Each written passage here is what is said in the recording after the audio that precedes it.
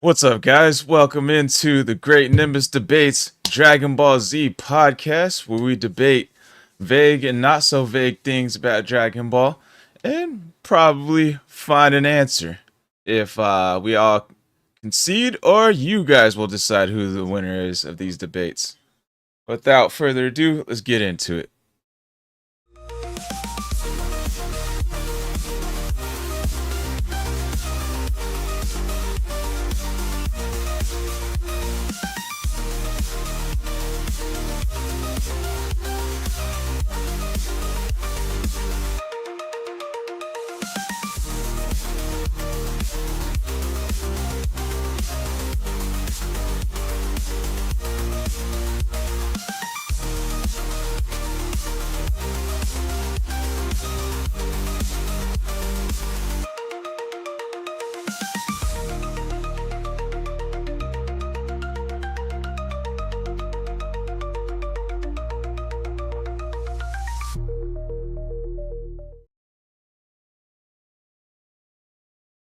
Now we're back. What's up, everyone? Welcome back to the Great Nimbus Debates podcast. First and foremost, let's get the intros out of the way. I am SquallRush, gamer, podcaster, and anime enthusiast, all that good stuff. The host, I got the Linktree /SquallRush, so check out that if you want to see me on my other platforms or follow your boy on those other platforms, support your boy, greatly appreciate that. Announcements: I did just upload a new Death Note video. I exposed why the 13-day rule in Death Note is kind of a iffy idea that L should have caught on to. But I said it was a plot hole, but maybe that was the wrong word to use, because like everyone's like, it's not a plot hole, it's not a plot hole. It's kind of blowing up right now, that video though. But one guy actually defended me on there. He was like, I think everyone kind of missed your point. So thank you to that one person. Appreciate that a lot. Other than that, let's see. I did make a new Pokemon TCG deck, TCG Pocket, non-meta, non-EX, and it will hold its ground. It will probably lose to like that top annoying 0 IQ Giratina Darkrai deck, but other than that, it's pretty good. And then that's all the announcements I got. For let's see, intro question is, you said his favorite Goku transformation, Hunter? Yep. Favorite Goku, Kakarot. My favorite Goku transformation's always got to be that first Super Saiyan, bro. We waited like, it felt like a year for that Spirit Bomb to land, and when it landed, it didn't hit, or it didn't kill Frieza. And then what we got after that was the most awesome transformation ever. After all hope was lost, we thought Frieza was still alive, was gonna kill everybody. Kills Krillin, and then we thought he kills Piccolo, and then boom, he just whips it out. Just like takes out a full episode to transform, damn near. And we got that awesomeness of a transformation. Had that evil eye. He was like, got the eye of the tiger. Eye of the tiger, bro. I'm about to fucking Rocky Balboa this guy. Eye of the gorilla. Taru. Alright, from my point of view, it looks like Brock Strap, 7 Ninja, then Secret Cold Sauce.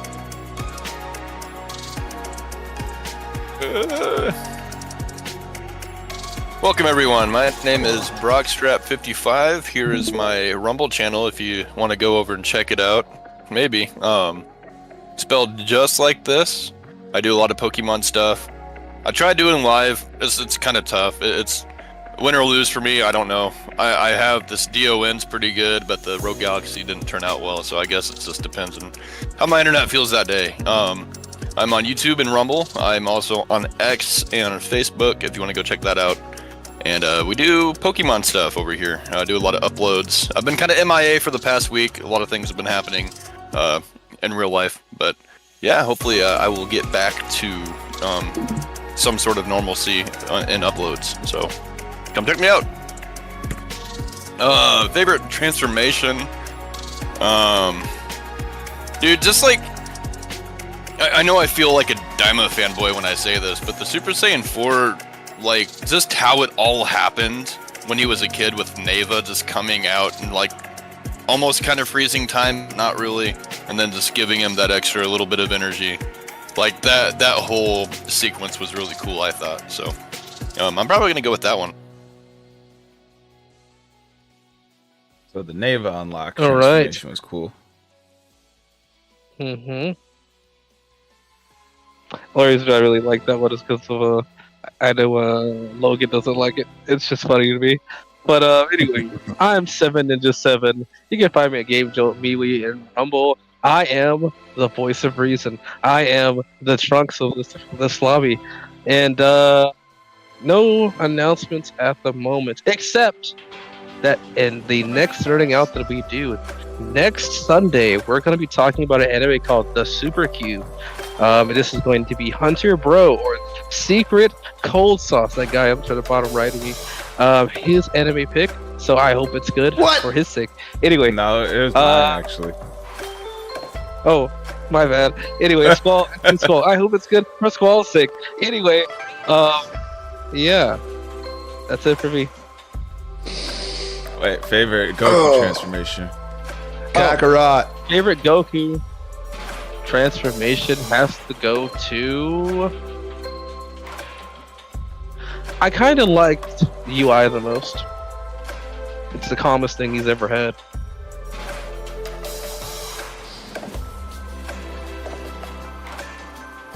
Is that just you're not gonna lie? Vegeta sucks. Fuck No? you. All right, There you go. everybody. We out here saving the best for last.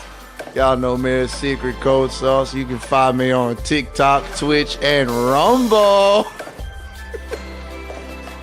Gotta say a little more flamboyancy. Come on, now. I flicked my wrist when I did it for you.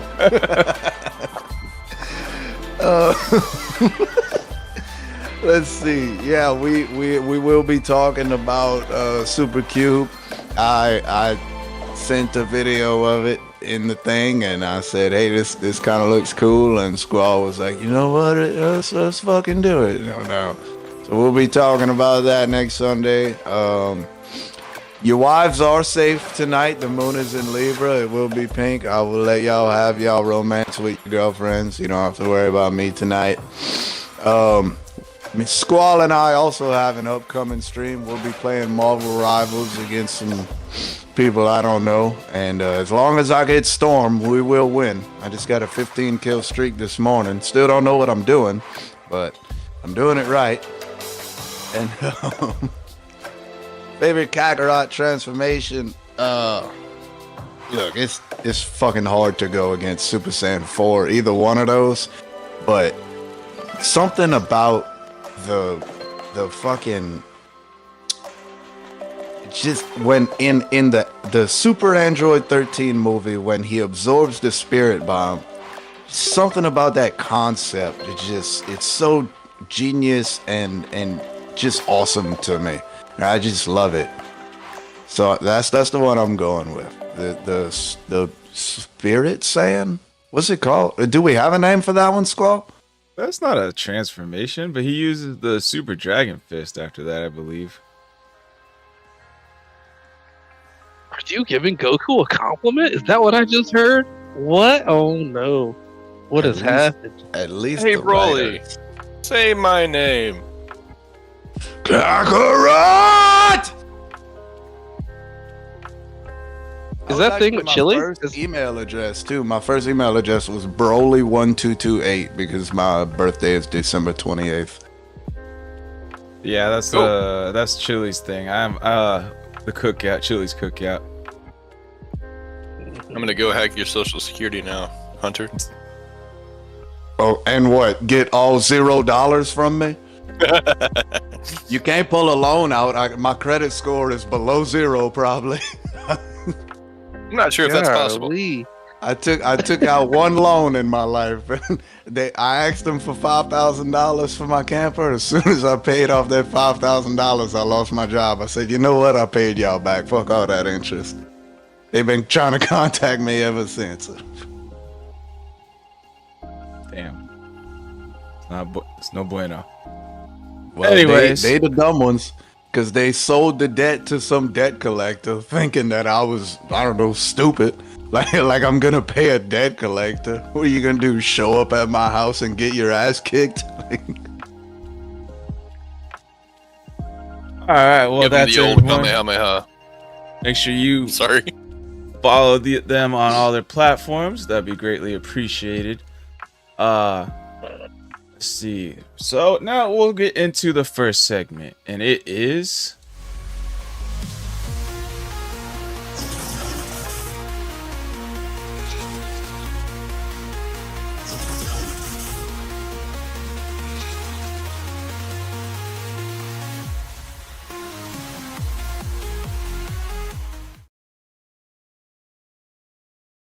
Battle card. it is my topic. So, alright guys, topic number 1 to debate about. Who is the best villain and his, in terms of greatest contribution to the narrative of the whole story of Dragon Ball? Since Rockstrap started first, Hunter, you can start first this time.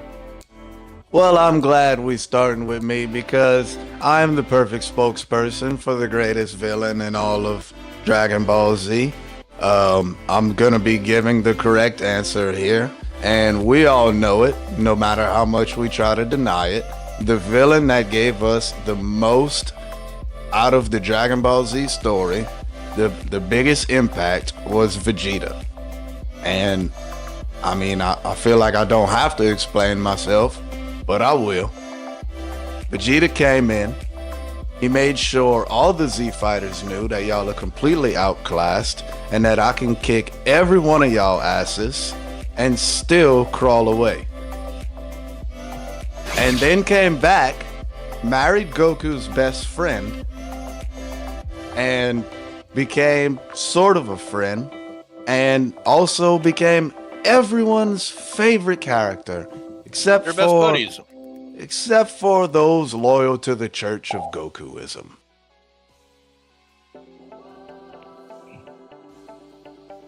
So, yeah, without Vegeta, Goku's a bad dad. Dragon Ball Z would not be Dragon Ball Z. There's an argument for Frieza, but Dragon Ball Z would still be Dragon Ball Z without Frieza. And Vegeta is the answer. No. So, take it away, Ninja.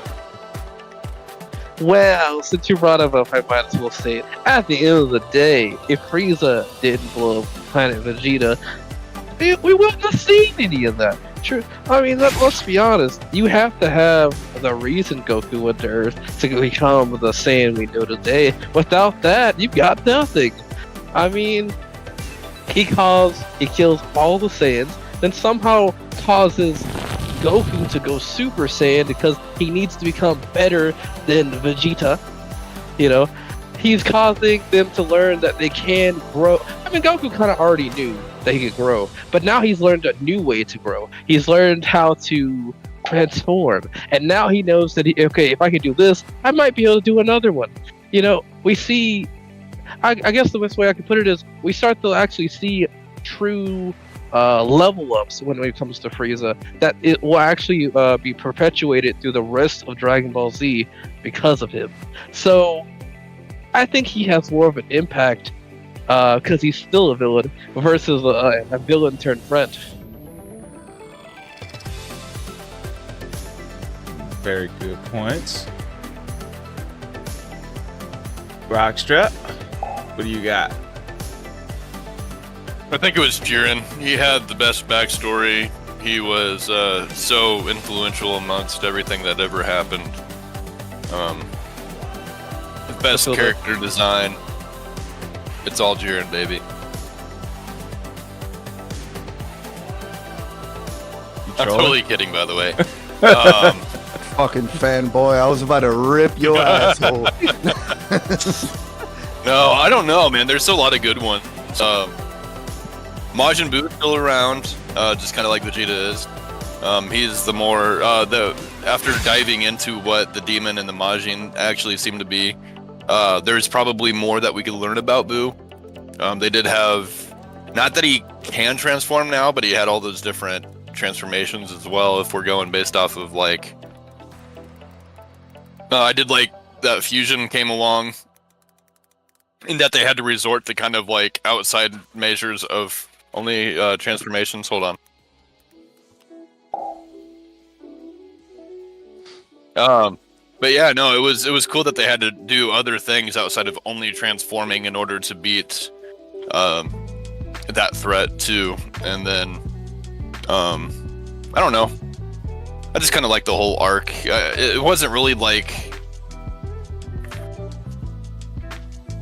Who are you talking about right now? I don't know how influential it really was. It was kind of cool to see Hercule actually added into the mix of characters. See him actually have some kind of relevancy, right? Outside of just, oh yeah, I'm the champ. Like, they actually made a way to have him relevant, and that friendship was kind of neat too. But yeah, I don't know. It was kind of interesting to go from a threat that was kind of a threat but kind of playful into like an actual legit like extinctual threat into another threat that was like just pure chaos, right? No rhyme or reasoning to him, just wants to destroy everything. So you kind of got three different villains all within the same entity, and yeah, I don't know. I thought he was pretty cool. So you say your pick is Majin Buu? Yeah, the various forms of. Not bad points. I'm actually gonna have to side with Seven Ninja here. Like, Frieza, in my opinion, is like the top villain. Like, I do think Vegeta is a very good close second, because like he's still in like the squad. Like, as soon as he was introduced, like he was still like in every single arc up until like still till currently. He's like now the #1 sidekick to Goku, you know. But besides that, like, I think Frieza, like Vegeta was like a villain for the Saiyan saga, then was kind of like a chaotic neutral, like past that until he became a good guy. So he really only had one arc where he was a villain. But in terms of actual like impact on the story, he has a very big role in that. But Frieza, on the other hand, Frieza is a diabolical menace. Like the whole Namek saga was about this guy. Let's see. And even in like the Android Cell saga, he's like a big part of it in the very beginning, made into a little nothing. Like, he shows up, everyone's sweating bullets. Like, oh god, how are we gonna stop this monster? And his dad too. Oh shit. But then like he was quickly disposed of thanks to Trunks. But if he never came back with Golden Frieza, you know, like if he just was stuck in the past, alright, Vegeta's got it. But since he's come back for multiple new arcs now, you know, he was got Golden Frieza, and he's even up there like past Super Saiyan God in the Super Saiyan Blue realm. So he's pretty up there, and he's a very viable like person to be getting their way. Other than that, he was that another chaotic neutral in like Tournament of Power. We didn't know if he was actually a good guy or not the whole time. And then now he's got Black Frieza too. I mean, I didn't read like the whole manga or anything, so I don't know like how much of an impact he is, but I know he's like up there. Like he's stronger than Super Saiyan Blue now. And like the biggest thing to me that why he's so like such a the biggest thing to me is why he's like the biggest narrative, like the biggest impact on the narrative as a whole. He's the one that caused Super Saiyan, you know? Like Super Saiyan and transformations as a whole like are like a huge thing now. Like, I mean, you can argue that Kaioken is a transformation, but I kind of like it like I see it kind of like that, but not on the same level as like the Super Saiyans and all that stuff, you know. And that like Frieza's the one that started this whole chain of Super Saiyan transformations, in my opinion.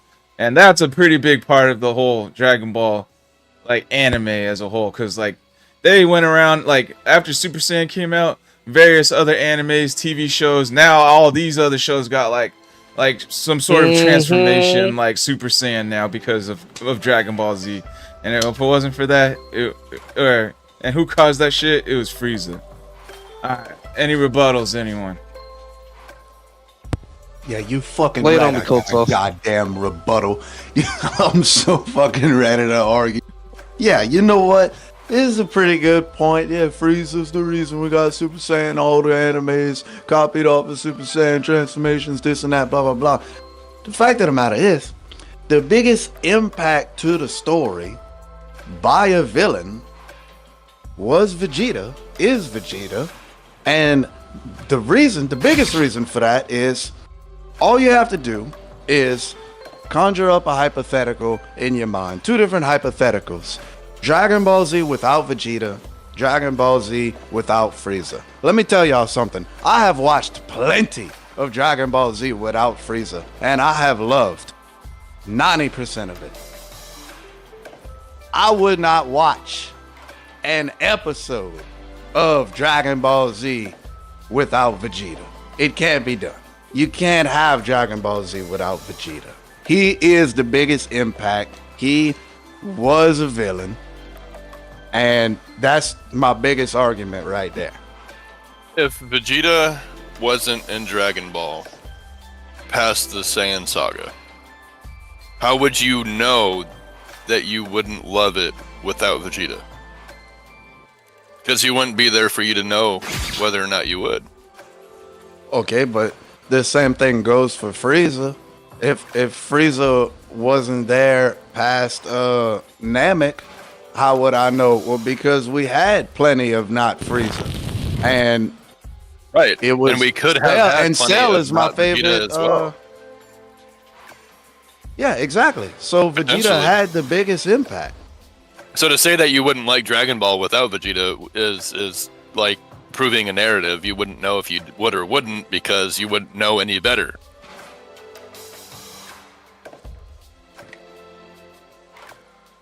Right? It's not the Right. best argument.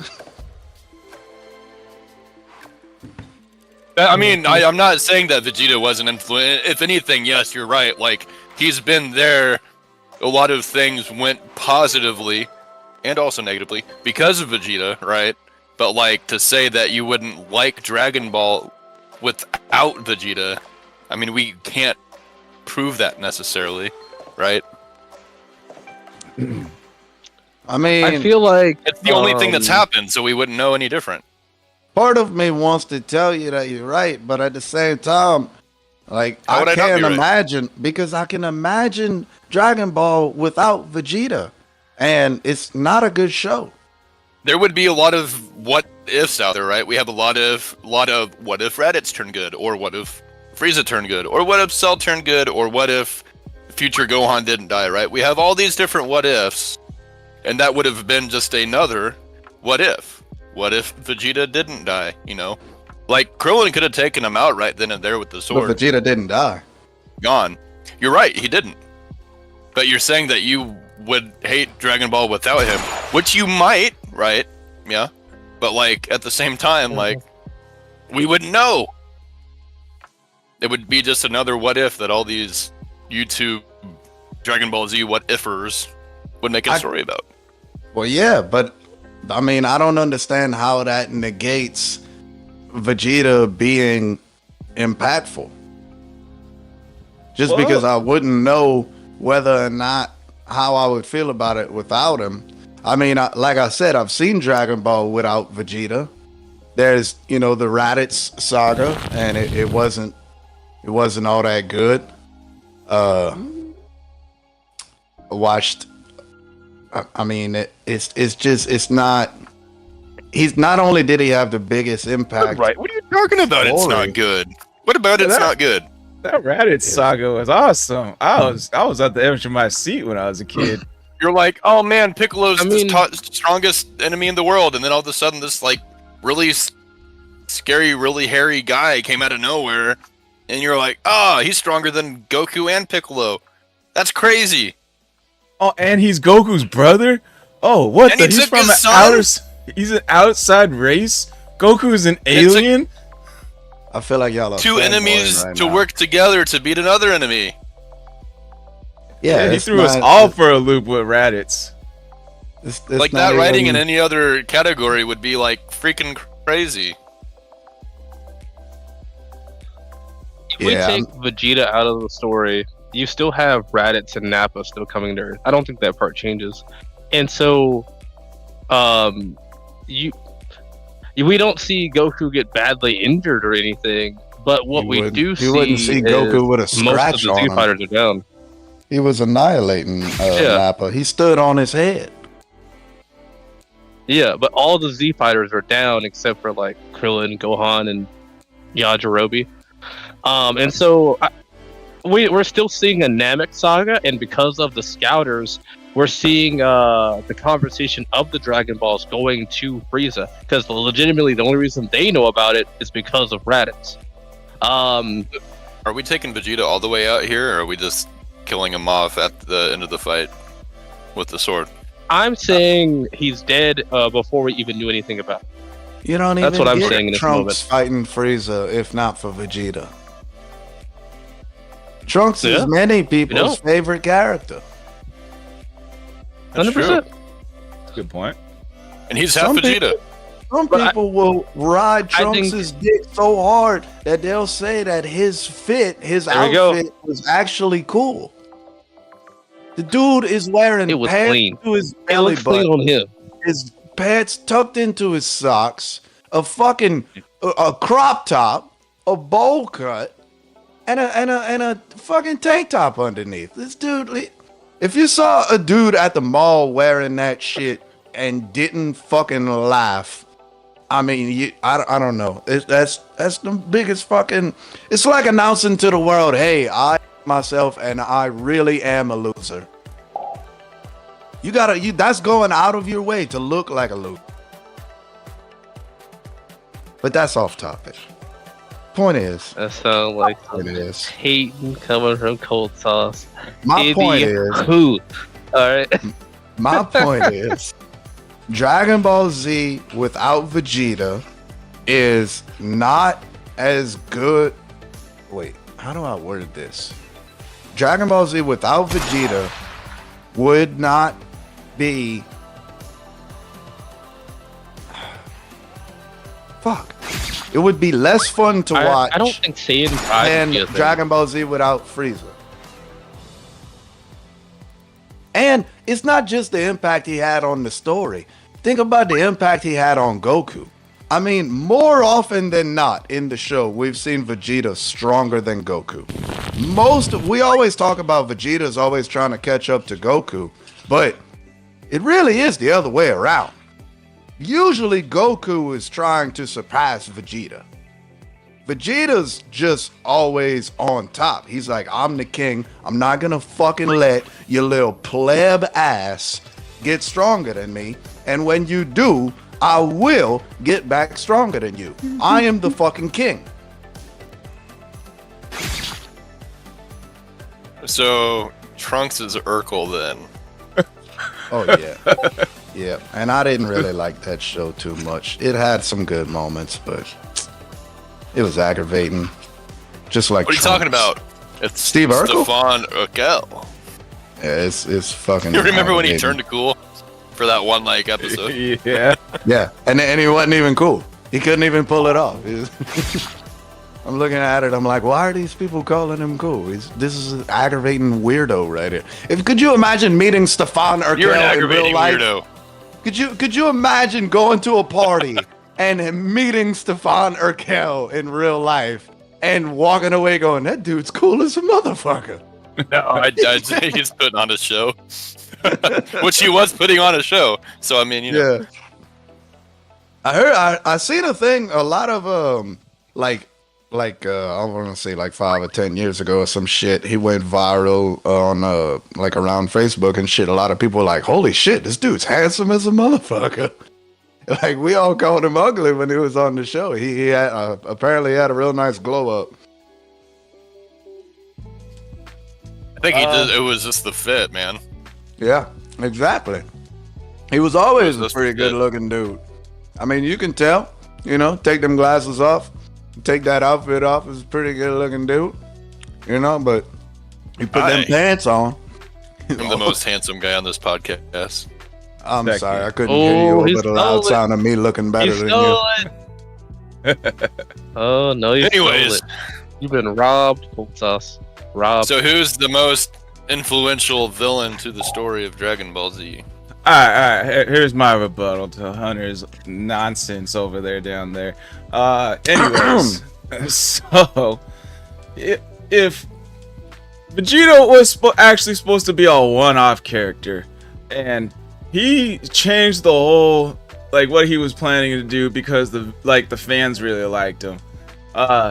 So I think he's very important to the fans for sure. Definitely, 100%. Very, very important to the fans. The fans really liked him.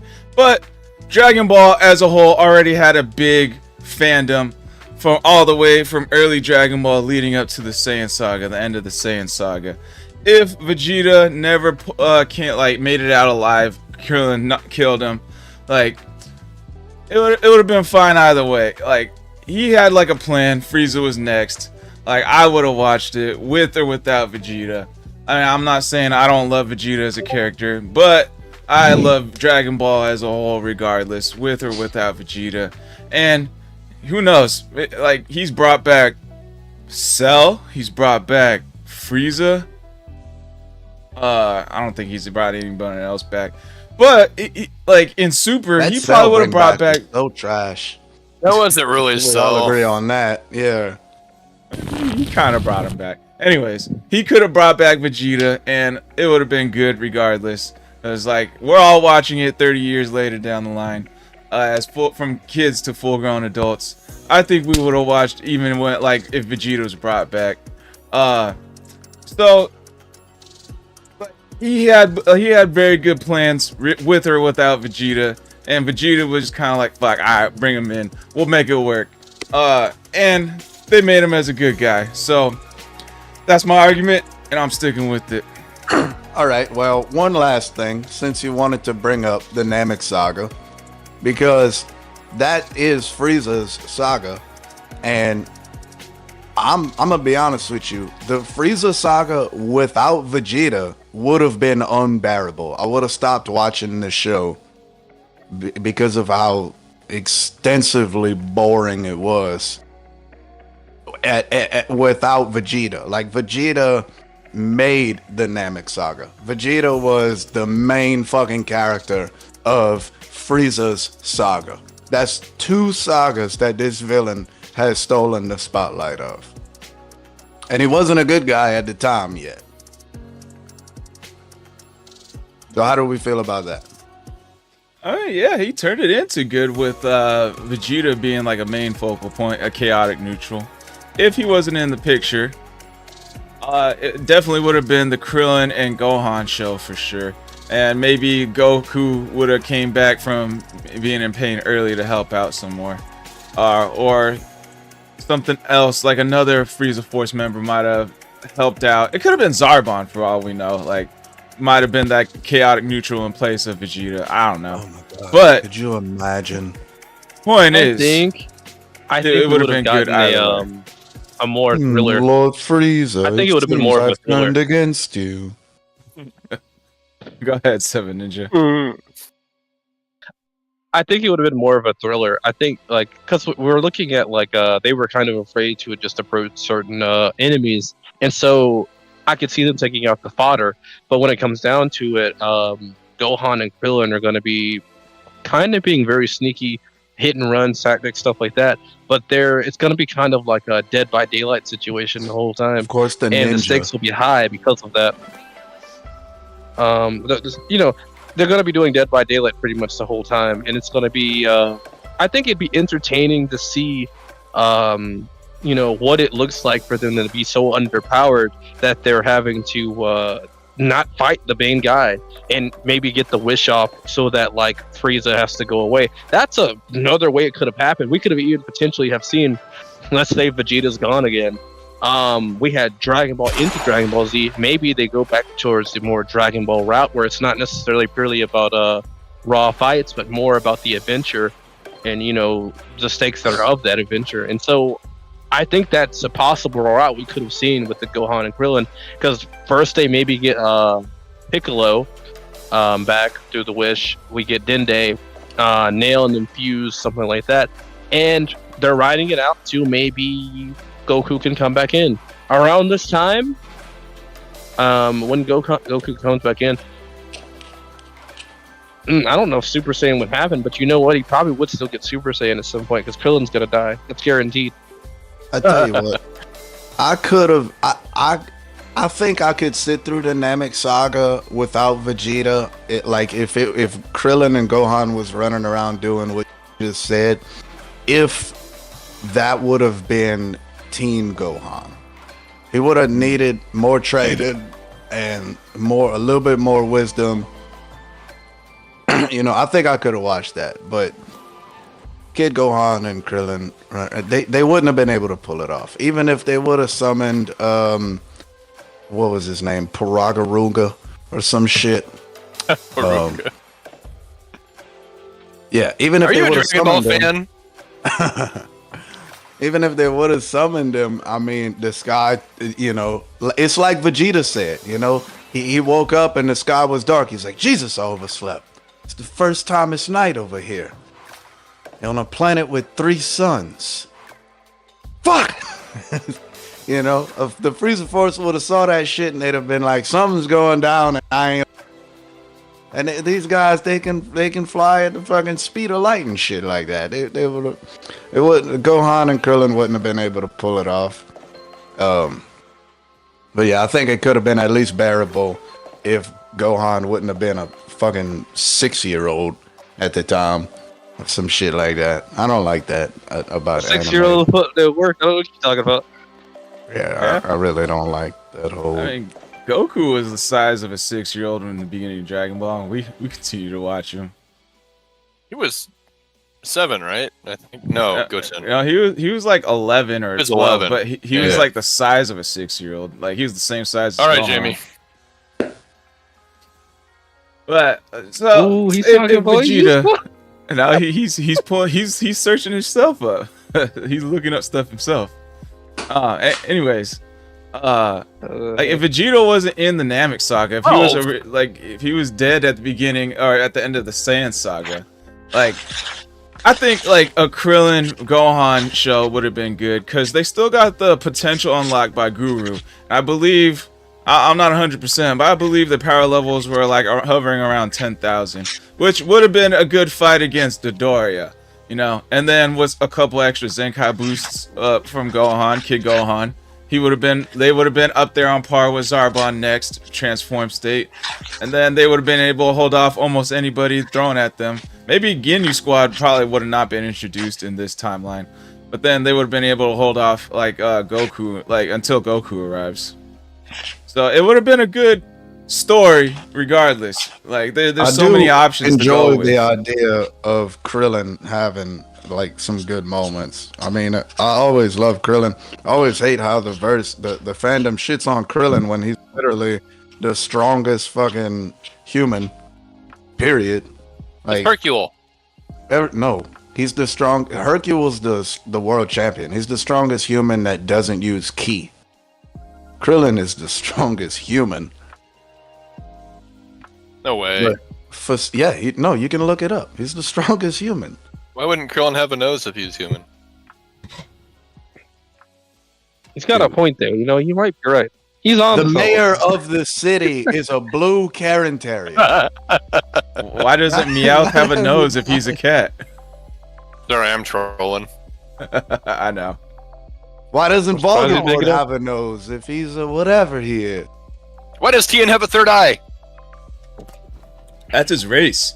He's part of a third humanoid. Yeah, you fucking racist. I just did a racism. Whoops. Yuchi is the strongest woman. Yeah, probably. Yeah, I agree with that one. I believe it. I don't know. She went Kaioken. I'm still going for Vegeta. I'm just gonna allow y'all to be stubborn and cling to your precious Frieza. And I don't have a Frieza. Okay, I got too many fridges. I don't have the luxury of a Frieza in my house. I got too many fridges to keep my food cold. Mochi's saying that Vegeta didn't even stay a villain. Who was the person that was around most that stayed a villain the whole time? Frieza. Yeah, and I even thought even after Super, Frieza might be a good guy. No, still a villain. Brought in Broly to handle Goku and Vegeta. Still a villain. We got his whole backstory of how he conquered planet Vegeta. We all hated that motherfucker from his backstory. In the Granola arc, Black Frieza comes out, like, punches both Super whatever Vegeta and also Ultra Instinct Goku. Like, just... You're like, whoa! I hate that lazy ass writing. I mean, I understand that they had just finished fighting and they was pretty much down and out already. But to put two people down of that caliber in a single punch is just, God, it makes me lose so much respect for they were already kind of like battle worn from the fight with the heaters and gas and yeah, I mean, look. I'm glad about one thing in that arc is that Goku finally had a rough encounter with gas, because all the food that this motherfucker eats, you would think he would have had problems with gas before. I need to Little read joke that my arc. buddy Terry made. I need to read that arc. Anyways, I mean, I think the one good thing about this seeing Frieza do that though is that we're seeing villains actually train, or at least one villain train. One of the things I see in a lot of shonen anime is that once a villain gets to a certain amount of power, they don't do anything. And it's like, logically, you would think, like, there's a possibility someone could reach my power if I reached it. So you would think that that villain would do that. And it's kind of cool to see a villain, a reoccurring villain, but a villain actually growing in power and thinking, hey, I'm not always going to be on top all the time. I need to be ready. And Yep, so I'm kind is a of really glad good that point. he did do that. That is a really good point. That's also why we love One Piece.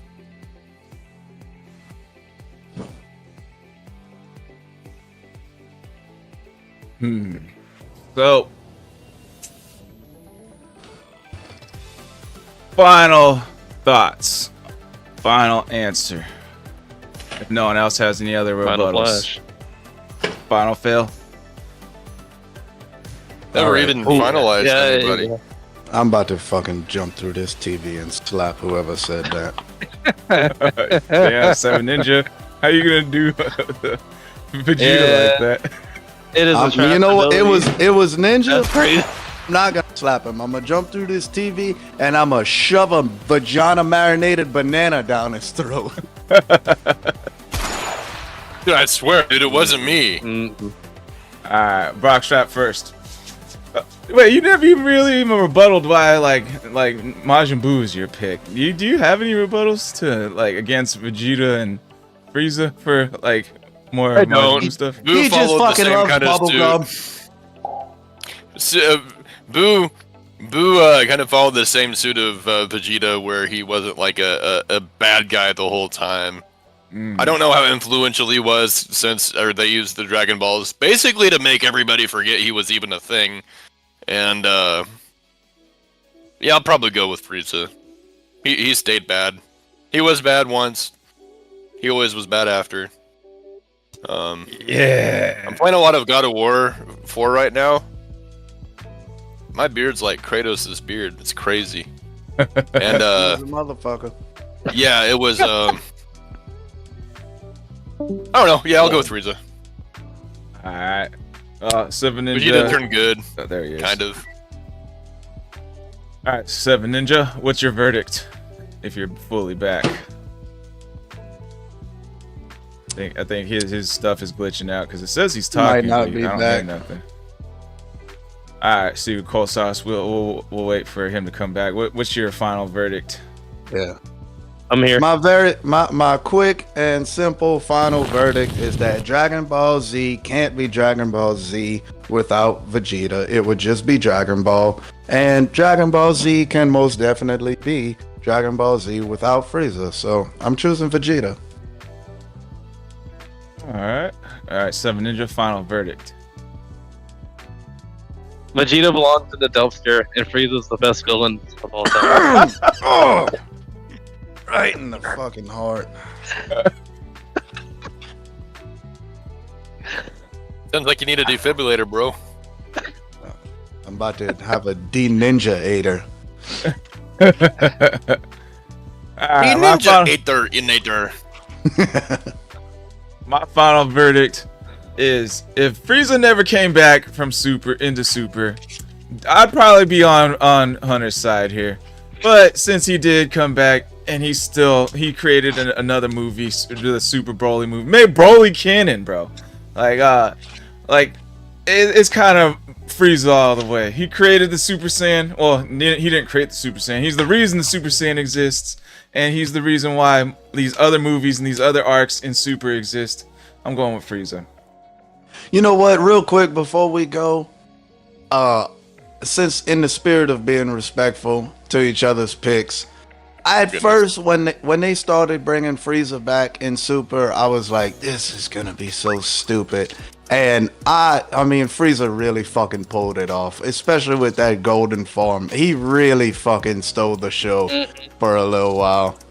You know, it was great. But it's Vegeta. It's Vegeta. What up, coach? Yeah, Chat plus he saying. has the best villain laugh in the Japanese dub. Oh. Yeah. And I'm not a grandma, so I can't really do it. But, I'm not a grandma either. That's probably why I failed at it. so, never mind. I'm gonna keep it to myself. All right, segment 2 starts. Where is it? Segment 2. Where the fuck is it? Oh, I'm on the wrong fucking sound. Stream. Batman's a great villain. Anyways, segment No. 2 starts now. Yeah.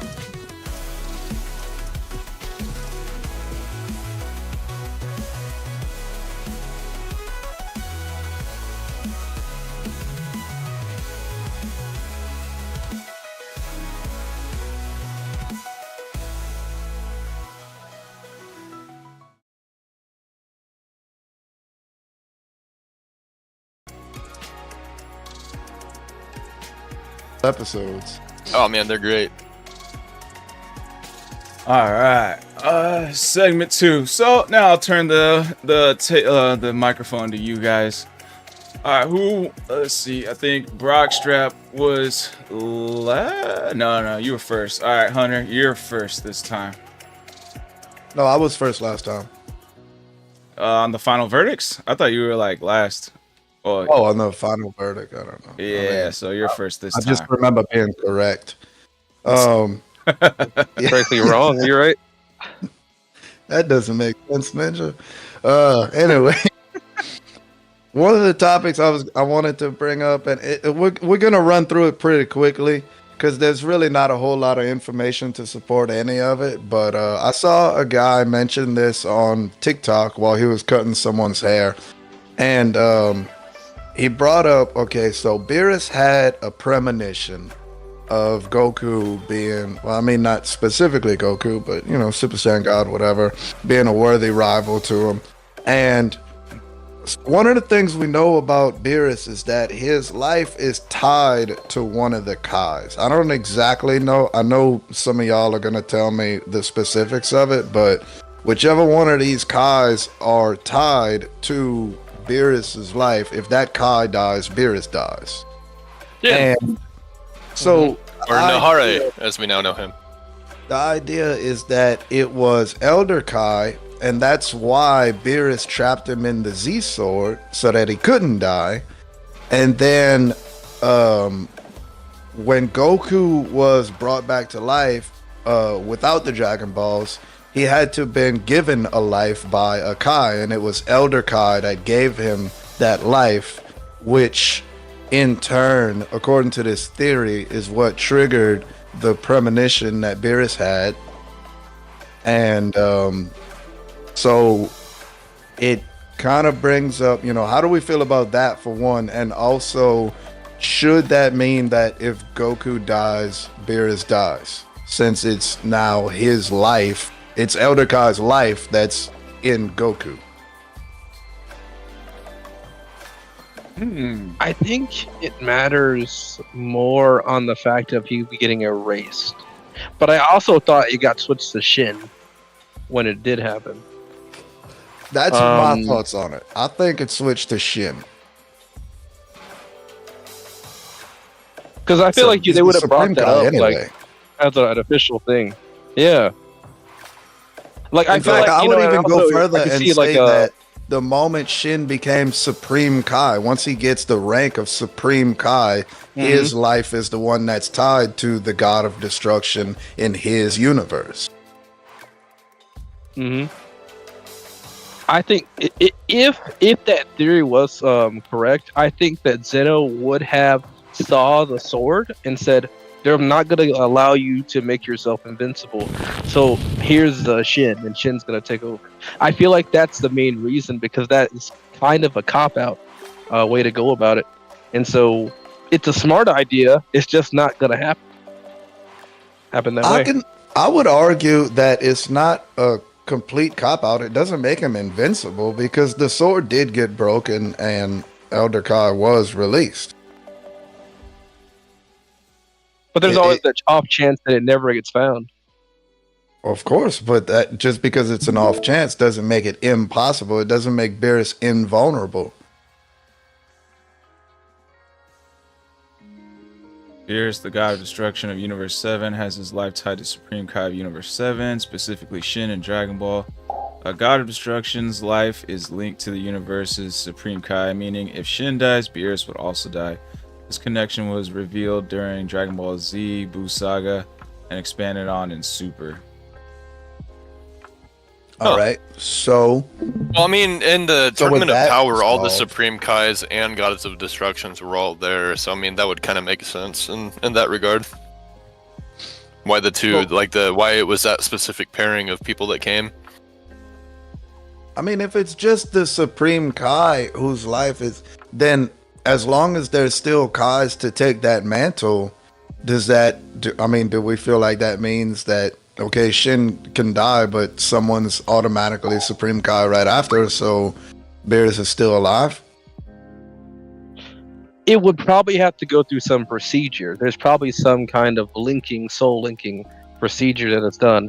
And so if Shin decides he wants to stop, but Beerus is willing to continue over, considering their hierarchy and their processing, I can easily see them having a way to separate the link. This is a way to tie him down in case he decides to start destroying for no reason in a way worse way than he does now. I do like the theory of Supreme Kai's life in Goku still being the reason why Beerus is still alive. Because we've seen stuff like that in various other animes. But did Elder Kai go with them to the Tournament of Power? Yeah. He was in the benches with him. Yeah. And then Goku being there, I think he mouthed also, off to one of the gods while he was there. but like Goku being there would also be like that tie, that Beerus is Beerus's Supreme Kai link or something, you know. And he was like a fighter in there. But let's see, Goku never did die again after old Kai gave him his life. And the only time he did die was when he resuscitated himself when fighting Hit. But beyond that, he never really died, you know. Oh, that's a good one. I mean, I feel like Erasure matters more. So do we feel like Elder Kai giving that life to Goku, do we feel like that's what triggered Beerus's premonition? They would have to be connected for that to matter. And even then, he would still be way too weak at the time for that premonition to even mean anything. I mean, he's a god. He's got this the oracle fish. He's got a Whis around. The energy of the gods itself could somehow affect his brain to allow a vision to happen easily. Maybe his link to Shin has, Shin is a creator god, so maybe that creator god energy allowed to pick up this idea of a Super Saiyan god. Yeah, I mean, that makes sense to me because, like, Elder Kai literally gave his life on the faith of Goku himself. And that's a big fucking thing, you know. I mean, personally, I feel like all the Kais are at least somewhat spiritually linked to the deities, Beerus and Whis. But the fact that he made that decision, he said, I'm going to put so much faith in this one guy that I'm going to give my life to him. I feel like that alone would say the potential of this person is gonna be something, and I feel like it would catch even if it wasn't in a premonition, you know, the cause and the god of destruction and Whis, they're all part of the same machine. So even if it wouldn't have been a premonition, word of that certainly would have gotten to him. You know, I mean, if I was Beerus and all these Kais are working for me, and one of these fucking Kais, the oldest one, the one who's been around the longest and has seen the most, does something that fucking dramatic, I'd be asking questions. I'd be like why this dude saved one fucking planet? I can't even count how many planets we have in this. What is the deal with this? What is this 7? I've always got the impression. This is for later. But I've always got the impression that Elder Kai. Well, Elder Kai, if I'm not mistaken, was retired anyway, so I think that also plays a factor. But I've always got the impression that Elder Kai and him are just kind of best friends. He talks smack to Beerus, no problem. So I've always felt they were just kind of best friends. So their connection kind of seems strong on that idea.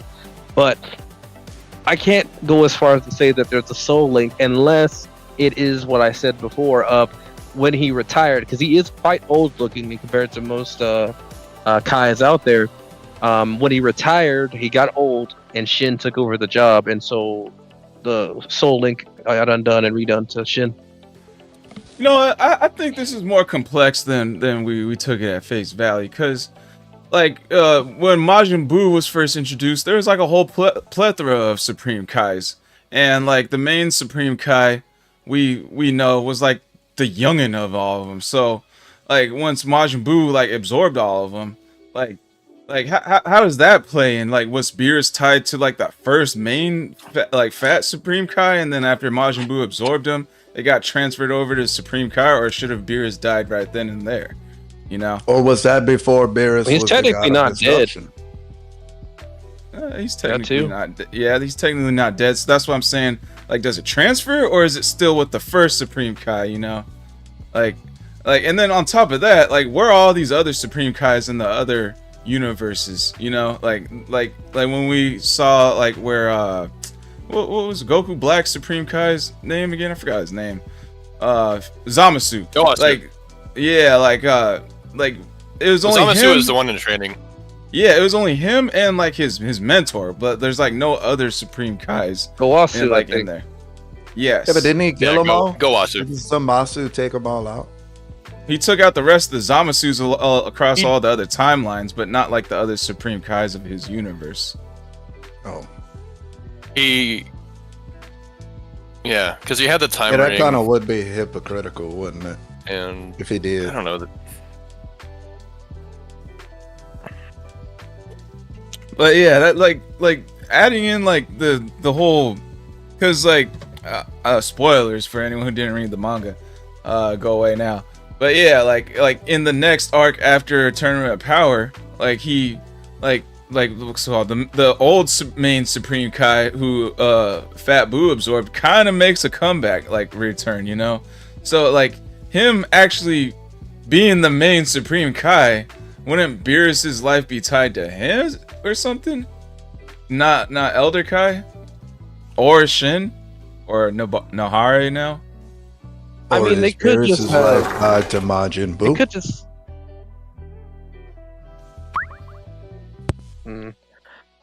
I feel like it's more of a matter of you got a bunch of different Kais in different sectors doing their job, and they all report to Shin. We really don't know altogether what Shin does besides him being a creator god. He's called Supreme Kai, so therefore he's got to have underlings, and those underlings can be powerful, but maybe they're not as powerful as he is, or smart, or whatever as he is. So him getting absorbing that Fat Buu absorbing that Kai just means he absorbed a Kai. We know that there are different Kais that just do the same job, pretty much. That's what it seems like to me.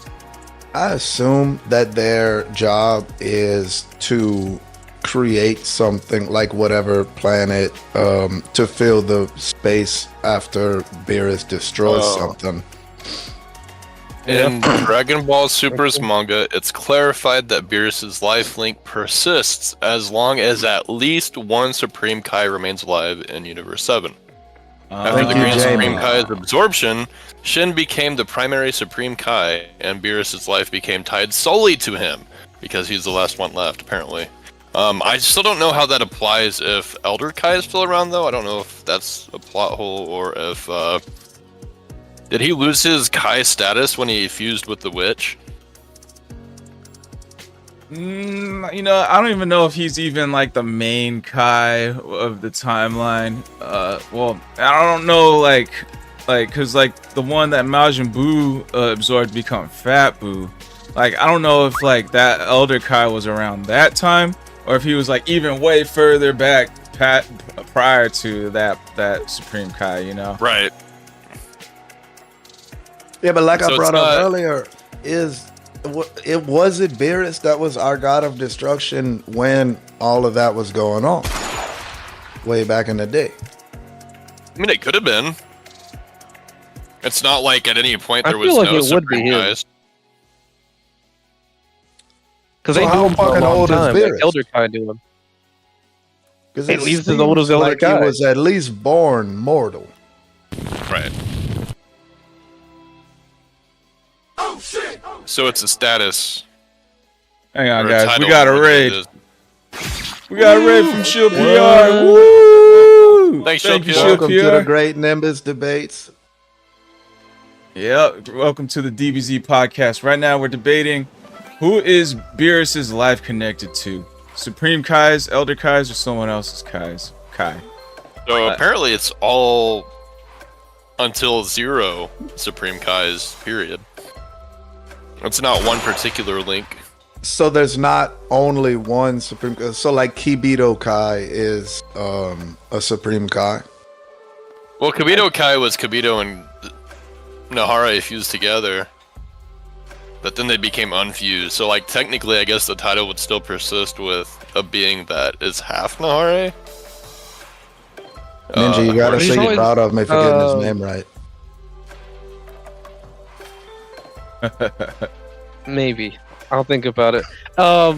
I've always thought that dude was an assistant to him, though. And so I never got the impression. Like again, the title is Supreme Kai, so we're talking about someone of power. He's above them. He's not above Zeno. He's not above any of those guys. He's above the Kais.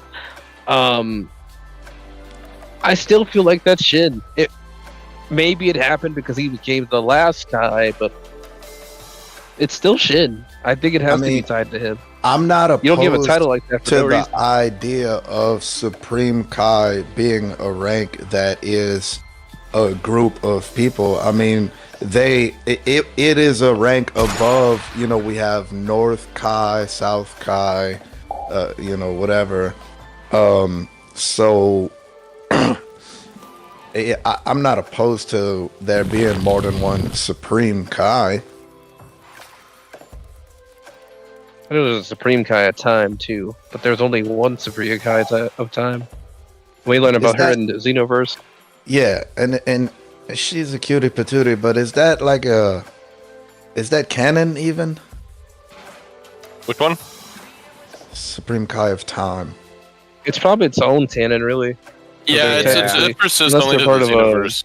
I would say, Yeah. yeah. She's in Super Dragon Ball Heroes too, I think. But I mean, for the sake of talking about it, you know, let's go on that canon. I would say that the title Supreme Kai of Time, she would be of all universes, not just like a universe, you know, like one universe. I feel like that would be They Zeno. probably. I think in this case with her, I think it might be. I think it's kind of like how Shin is the Supreme Kai of his universe, because they've shown it where they've always had a Supreme Kai of every single universe. We saw that in the Tournament In of the Power. Tournament of Power. I feel like we're looking at Universe 7. We see Universe 7 fight in the people that they fought along the way. Timeline shenanigans are happening. I could see that being just something she's over. But we're talking about going to Universe 6 or Universe 5. They probably got their own time person, because time in itself is a very big thing as it is. It's a lot for one person to handle. And now you're stacking on other universes. If they were going to have creator gods of a specific universe, they're going to have a time god as well. It just makes sense to do Yeah. something like that. Well, so there's two different points there, because like on the Xenoverse games, all of her shenanigans really tied only specifically to Universe 7. But like if That's we what tie we it to saw. Dragon Ball Super, right? So if we tie it to Dragon Ball Super, and I'm keeping Dragon Ball Heroes, Super Dragon Ball Heroes out of this, because the time rings were created in Dragon Ball Super, right? That's where we learned about those, and it seemed that Zamasu had one also. So I don't know if the time rings would, which what you'd assume would be tailored to her job, were specifically held by only Universe 7 people there. Because like Future Trunks, right? Universe 7, but Zamasu, I don't know if he came to Universe 7 to steal one and went back, or what the situation was there. But yeah, it does seem like it's tailored specifically to Universe 7, just based off of the games. I think the moment he affected Universe 7, that's where like the time rings mattered most, especially because it was a safeguard against Beerus Hakaiing him. But I think there's still a separate Supreme Kai at time, at least in my opinion. I still think there would be a separate one in his own universe. Right.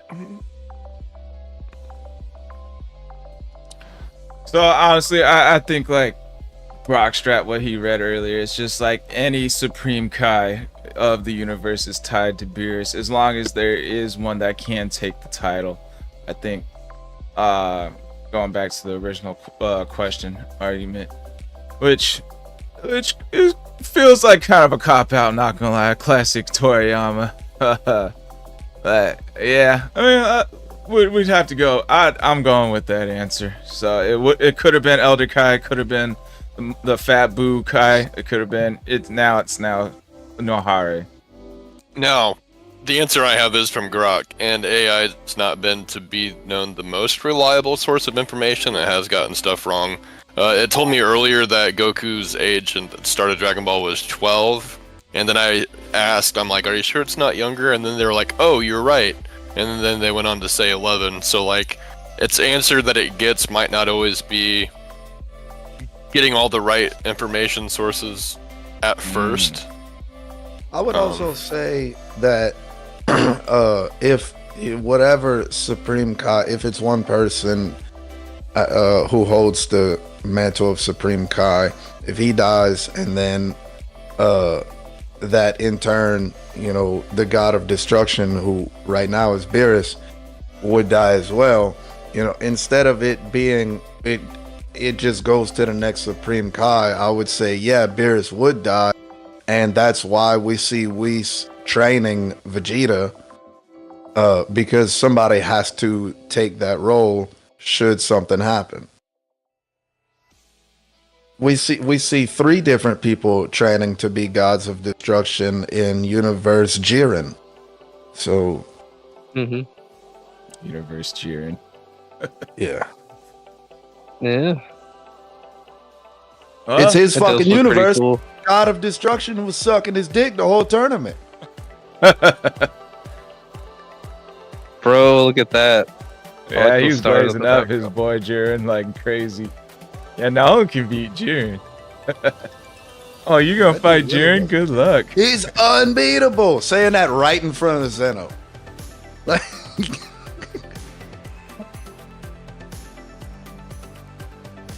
Final thoughts on this topic. What's everyone's final answer? Brock, go first. What was the beginning question again? I'm sorry. Who's Beerus's life connected to? Which Supreme Kai? I mean, it would seem like it would be Shen, right? I'm gonna ask Grok. All right, stay with me here.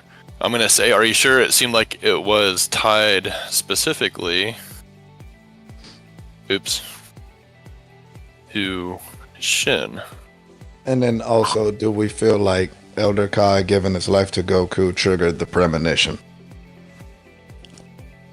Because there was West, North, South, and East Supreme Kai, right? Plus the Grand. So the key point is that Beerus' life depends on at least one. So it's double downing on different information. So, I mean, if you ask it to correct itself, it'll... Yeah, I mean, it would seem like it was Shin, but I guess I never actually read the manga, right? I only went off of what the movie or the TV show implied. So, Double downing. double. No, I mean, yeah. Sounds like If that's what if that's what Grok is double downing on, even after being questioned, then I'll He's go not, with that. he's not doubling down. He's double downing. Sure. All right, Seven Ninja. Mm-hmm. What's your final verdict? I think it's linked to Shin. I mean, when we find out about it, like Goku's like, that's all I gotta do, because it's not pointed out. We're not seeing other guys. We're seeing Shin. Like, it's the most obvious thing is saying we're seeing Shin. So yeah, and matter of fact, everything I saw after that, I got reminded not too long ago, like Goku almost killed Shin. Like, it was about to be over right then. Everyone's linking it back to Shin, as far as I'm aware. So I'm gonna have to say it's gotta be Shin. Yeah, he about killed him right there. So it's gotta be linked to Shin. It would have been over right there. Yeah. Well, that could be true if two things persisted. They could be true if either Shin was the sole surviving Supreme Kai, right? Or it could be true if it were tied only to. So, like, both of those scenarios would still work in that particular instance. Yeah. And then the other question: did Elder Kai sacrificing his life for Goku trigger the premonition? I think that's kind of a reach. Rock, you go first because I didn't hear you. I think it's a cool. I think it's a good theory. It's a cool. Yeah, idea, no, it's a really for cool sure. idea. And a lot of people are also having like theories of Yamoshi being reincarnated as Goku, which would also kind of tie into that kind of premonition. Who's the Emochi? The initial Super Saiyan God was the name given by Toriyama. So the one that did it before Goku made it cool. What's Ia? Like, I know Mochi is a fruit. That's one of Luffy's biggest villains in One Piece. No, it's just a name. Not fruit. I'm sorry. A food. It's lost. Yamochi is like you know how Toriyama always has to name characters after like food or something.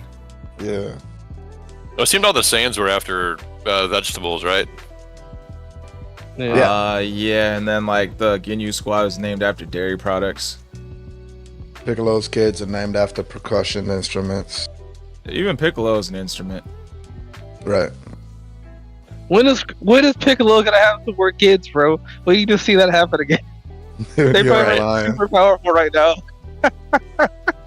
And when is Bulma gonna make more androids? I don't think she ever did. They have Dr. Edo for that now, don't they? Mm-hmm. Yeah. Did he join the Dragon Ball team after that movie was over? I can't even remember. He did. He did. was He like, joined he did. He was like, y'all are my buddies. Right. When he realized that Red Because he Ribbon didn't was... even want it to be evil. That was No. the whole right. All right, Seven Ninja. Premonition part. Is it? You think that's the premonition? I mean, could it have caused it? I mean, there might be some kind of like soul links, some faint one there. Maybe he's like not necessarily seeing the Super Saiyan God, but like he just got Goku got the life of the Elder Kai. Maybe there's some kind of God energy enters him, and now he's like, who's this figure that I'm seeing in my vision? And it's because of that. I could see that idea. But I wonder if this idea is true, if Shin would have given his life instead of Elder Kai, would it have shown Goku there? I don't know. I think it would have just killed Beerus, according to what we said earlier. All right, That's my a- final. I'm still on the idea. I do want to touch on this idea with you guys. Is it death or erasure that's gonna matter more? Because they can die. King Kai is dead, but he's still alive. He's still there. He's just not. He's got a ring over his head. Did he ever get revived? I was under the He was going impression to. I was under the impression that the reason Beerus would die if the Supreme Kai dies is because they share one soul. Mm-hmm. I don't know. There was a filler Because- episode of Super that was like dancing around the fact that King Kai wasn't revived yet. Yeah, and then I think it's I don't think either one matters, death or erasure, because what's it called? Like Beerus erased Zamasu of their timeline, and it just went to back to the old Kai of that universe in that timeline.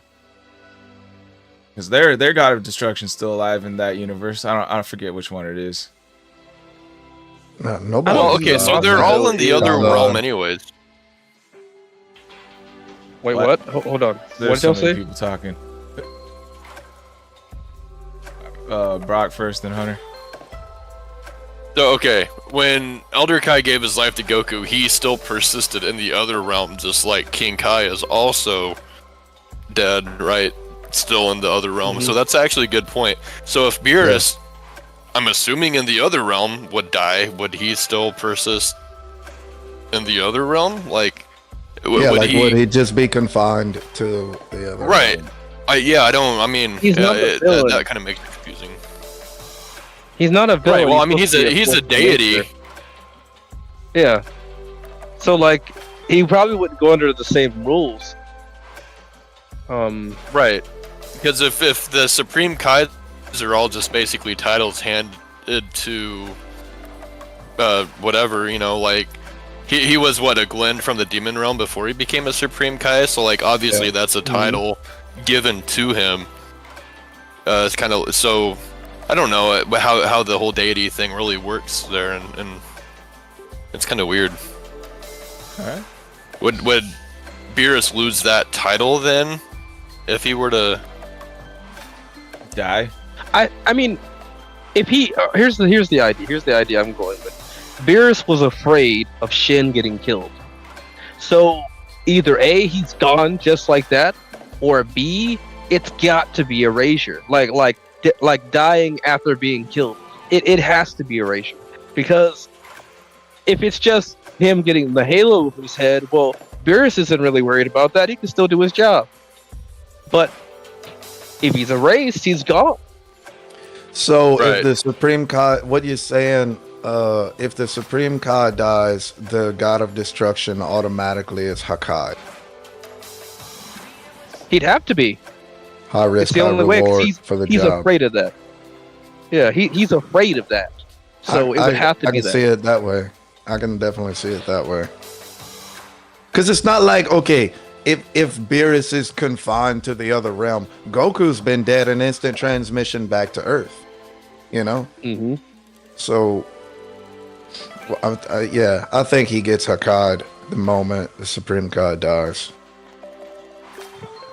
In fact, I would say that the Supreme Kai sharing a soul with him is what keeps him alive, because a God of Destruction has a lot of Hakai energy, and so without the soul of the Supreme Kai there to protect him from his own Hakai, that Hakai would just take over, and that's what would erase him.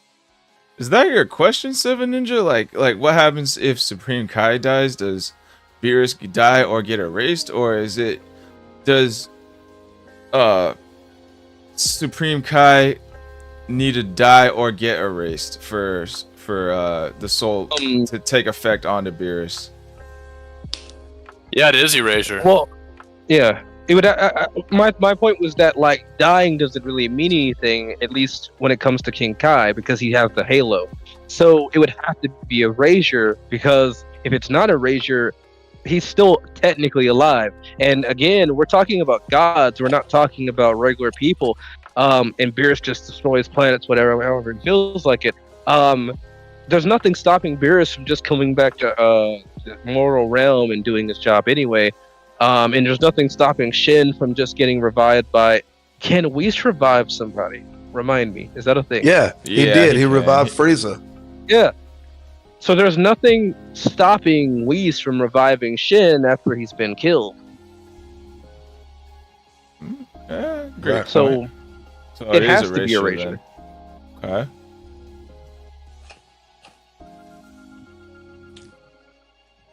Yeah. So it's saying I'm gonna agree with you there. So it's saying if Beerus were to die due to the death of Supreme Kais, he wouldn't simply go to the other world like mortals do. Based on Supreme Kai or Dragon Ball Super, when a God of Destruction's life link to the Supreme Kai are severed, they cease to exist entirely. Where did it say that? As divine beings don't follow the same afterlife rules. But that's stupid because we have the Supreme Elder Kai and then we also have King Kai too, which are both divine beings. So like, that line of logic didn't make sense. And North Kai died whenever Cell blew up on his planet. That's why he has the halo now.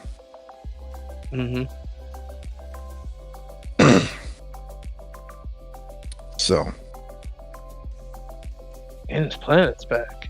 His planet's got a halo. Yeah. Wait, his planet has a halo? No, I just thought about Elder Kai. dead. His divine status as a former Supreme Kai seems to preserve his essence, allowing him to. No, that's garbage. His death didn't erase his existence; it just relocates him to other worlds. So that contradicts exactly what it was saying about this divine beings. Well, but it's saying specifically to gods of destruction, like it's erasure happens because it's a counterbalance to where if they have a god of destruction without some kind of Supreme Kai's creationism, it's being real silly. It sounds like Cloak and Dagger from Marvel. Like Yeah. I think it's Cloak needs Dagger's light to be able to survive.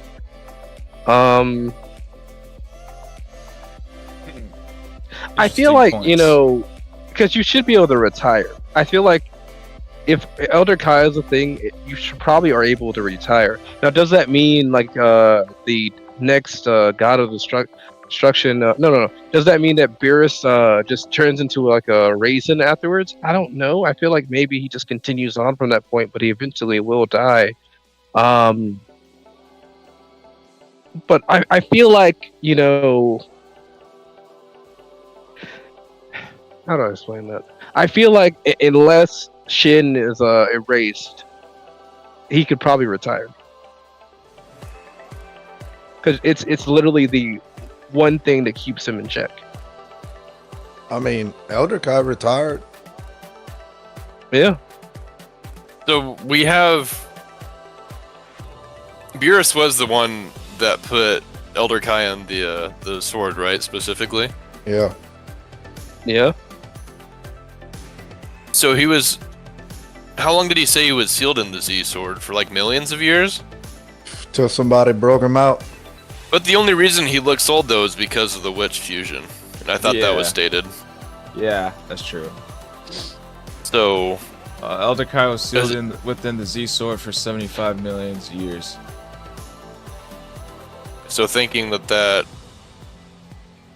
I mean, if he would have been tied to Beerus 75 million at that years. point. How did he not come out of that sword like fucking genie on Aladdin? Just 75 million years give you such a crick in the neck.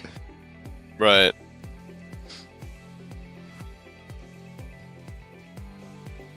It's crazy. I mean, if you were, I don't know, you would lose your sanity, right? to a degree. So maybe you wouldn't be so frustrated. He was a bit crazy.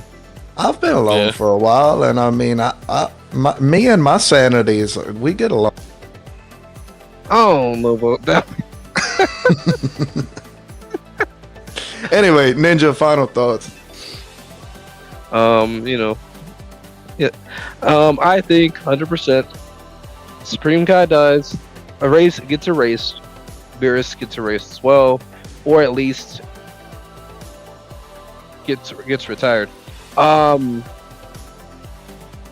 I think that if he just dies, I think Beerus can get released to revive him, because erasure truly means he's gone, and death doesn't really matter if the Kais can still survive after death. All right, and the premonition.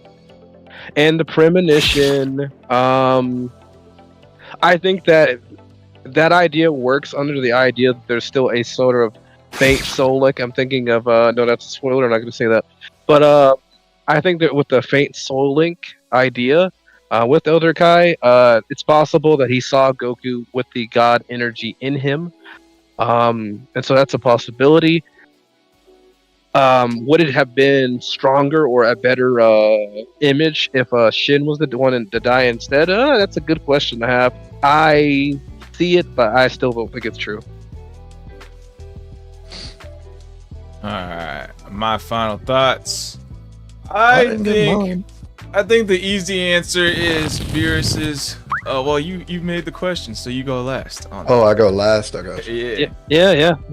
So I think the easy answer is like Nohara is whose Beerus's life is connected to, but I do like the idea of Beerus's life possibly being connected to Goku's or even Majin Buu's now as like the original Grand Kai, you know? Like it would be really cool to see like in a future like saga, Supreme Kai dies and Beerus is still alive. Like, wait, what the fuck? Why am I still here? And then now it becomes, oh, he must be connected to Fat Buu or he must be connected to Goku, you know? And then it becomes protect their lives in this arc. I think that would be a cool little story, little like arc or something.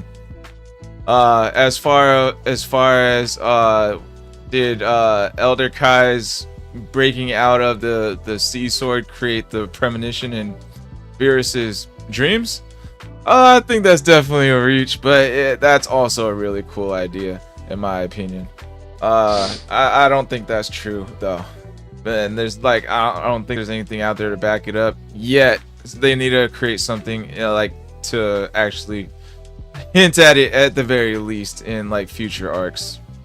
And then that's my final thoughts. All right.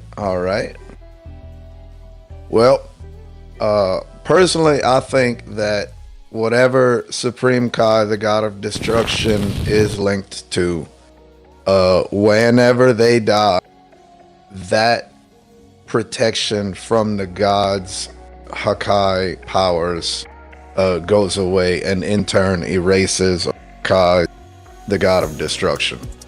And the Supreme Kai can die and just, you know, live on in the afterlife or whatever, but the God of Destruction would then lose that protection and get Hakai from his own power, is what I feel about that. And then for the premonition, I am going to debunk this right now, because we remember Beerus, when he woke up and he went talked to his oracle fish to confirm it to Whis, he was asleep for 30 years.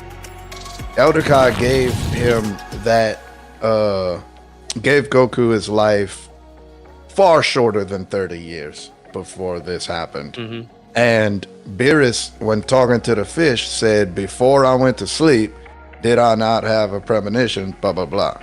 So to me, the timeline doesn't add up, and it absolutely cannot be that event that triggered that premonition. Would have had to been some 30 years before that day. Mm.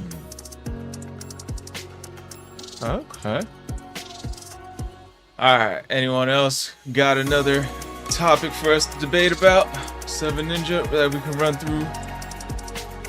John said he had some. Well, oh, that's for Seven. I do want to talk about. I do want to talk about it, but I want Cold Sauce to read it out because he brought it up. It's the thing that you sent us inside of the Discord, the boys chat, about Goku and them. The new power levels. Toyota. Yeah. The new power levels. Yeah. I want you to read it out.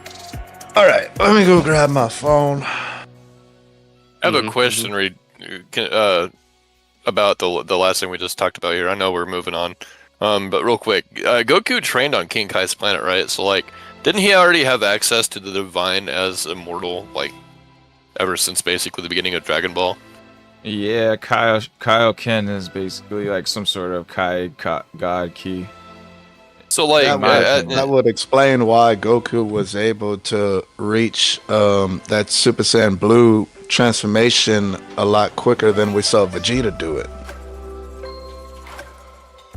Well, I mean, Vegeta trained and got it, but, like, also I don't know. I feel like Goku's good at feeling stuff out when he sees it. Like, obtaining it is one thing, but, like, having reference material could be another. Yeah. But no, just I as mean, far it's as a like technique versus. It's a It's not a technique fucking versus, like, you technique. know. It There's is, no though. punch. There's no punch that I can throw that's gonna change my hair color. It's not a technique. It's a transformation. No. Kaioken. That's Yeah, what it's I'm a talking technique. about. it's I thought technique. you. I But thought it you just said changed it his was aura like red. more- It didn't change his hair red. Yeah, I thought you brought it up that it was more of a technique than a transformation on previous. No, Great fuck Nimbus no. debates. I've always said it's a transformation. They call it a It's transformation fucking on like, Logan the that video calls it a games, technique. but it's actually it's a technique. It's So not a so what? move Like that you Kaioken? So do. Kaioken times the 1, state of Kaioken times being. 5, or Kaioken Yeah, that's times what- 10 or 20 is That's different not- levels of Kaioken you can transform into, Of or the they're just a transformation. stronger version of the technique he's using. Yeah, because it's the state of being. I'm gonna cut this off here. This is a good debate topic, but not for Anyway. this one. It's 7 ninjas. Unless Brockstrap, you want to Yeah. bring it up next. All right. Skull Toast, I want you to read it out for me. I need to Looking hear the forward. rage in his heart. I'm looking for it right now. I need to hear the Where rage is in his it? heart. Matter of fact, it's More in rage? it's in Oh, our Sebastian in it. it's in our chat. It's in our Discord chat, Right, so but we're it's at also Great in the Nimbus voice debate, chat of this chat. And But okay, it's super I'll blurry. go look at that then. Yeah. It's know your place, monkey. Okay, here we go. In the movie Superhero, Piccolo becomes Orange Piccolo, and Gohan. This is chat. This is Toyotaro. Toyotaro. Yeah, Toy. That guy, the guy that's now writing You're close. the show that The we all new love. Dragon Ball guy after Toriyama. Toyotaro. Okay, Oh this my is God. his. Get him out of here. This is- Anyway, in the movie Superhero, Piccolo becomes Orange Piccolo and Gohan becomes Beast, right? So that makes you wonder, who is the strongest among Goku, Vegeta, Gohan, Piccolo, and Broly, doesn't it? Toyotaro. As I mentioned earlier, I wanted to show that the power of all 5 characters is the same, which is why I created this composition. This is the hardest I've worked on a drawing so far. That's not a flex at all. Which is why hold on. So far. And I might not be able to spend as much time on a cover like this in the future. Also, in the background, there's Black Frieza, whose power difference is something to consider as well. Okay? And fuck, what? NJ, you put the picture, but you didn't put what I said. What was it even in? It's in the Anyway. hold on. It's in our was voice, pissed. our actual chat, the boys chat. I'll read it. Well, I don't like it at all, but whatever it is, this will be my topic. Do you agree that this should be how it is, or was this bad writing? That's what Hunter said. Yeah, and it is bad fucking Yeah. writing. But I think it's the right move. I know you don't It like is. it, but I think it's the No. right move. And the reason I No, say that It just is needed to be Oh, go ahead. executed better. Yeah. I agree. It's where the show belongs. It's the direction it needs to take.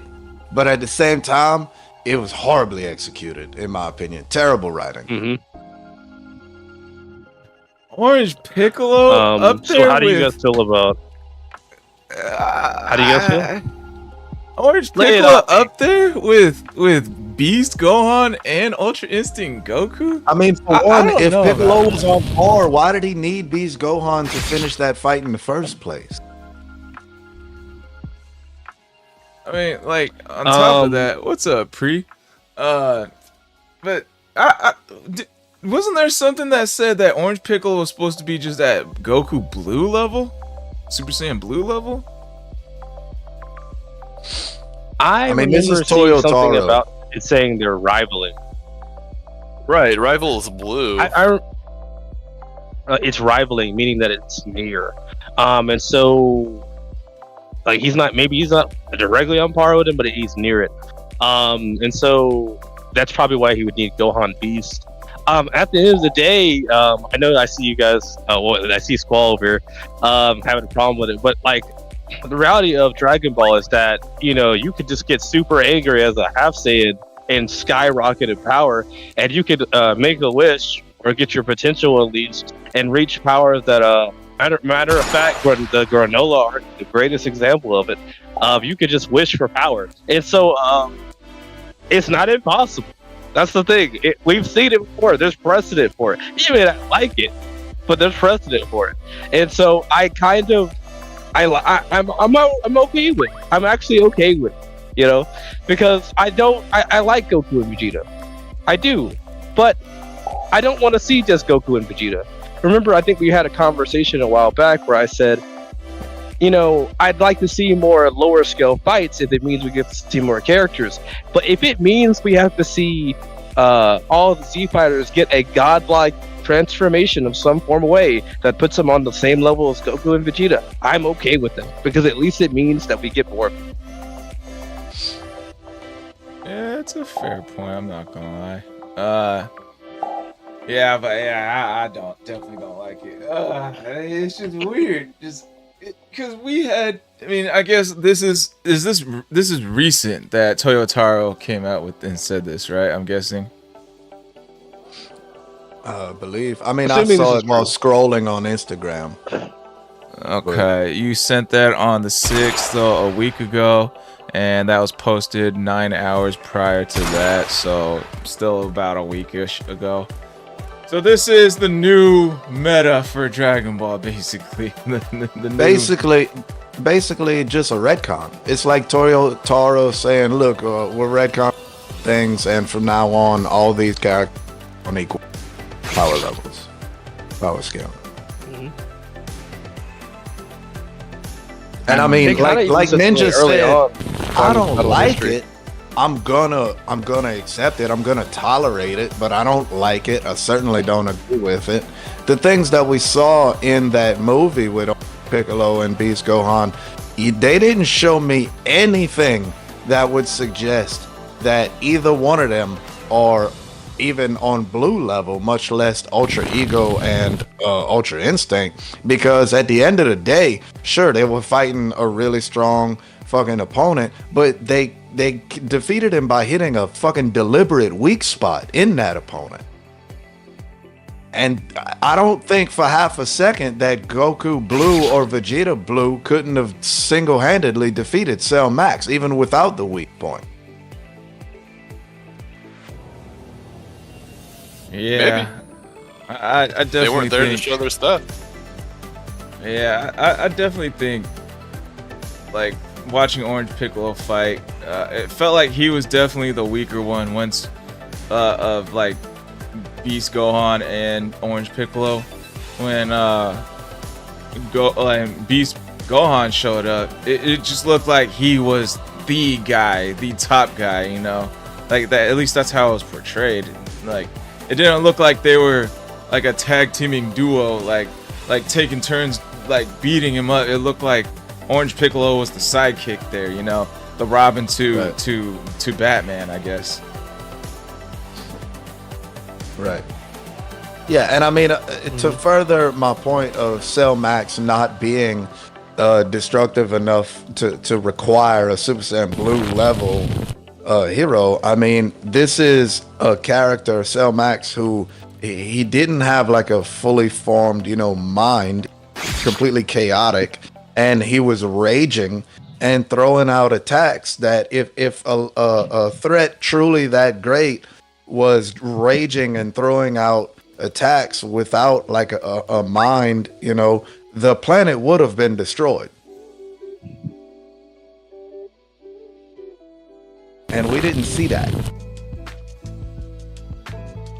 I'm kind of surprised Goku didn't notice that energy, actually. I feel like that's something as wild as it was. I feel like he would have known about that. Yeah, whatever. Yeah, they're good at sensing energy. Goku and Vegeta probably should have sensed that. Mm-hmm. You'd think at this point Whis would have like a 24/7 surveillance on Earth, like especially after Frieza came back and shit. Mm-hmm. or at least a training facility close to Earth. Yeah. Like they should just train on the moon. So They could turn Earth's moon into. Isn't it gone again? How many times have they blown that moon up? Like they can't bring it back. Just Supreme Right. Kai, give us another moon. You know. I have the weird answer here. Alright.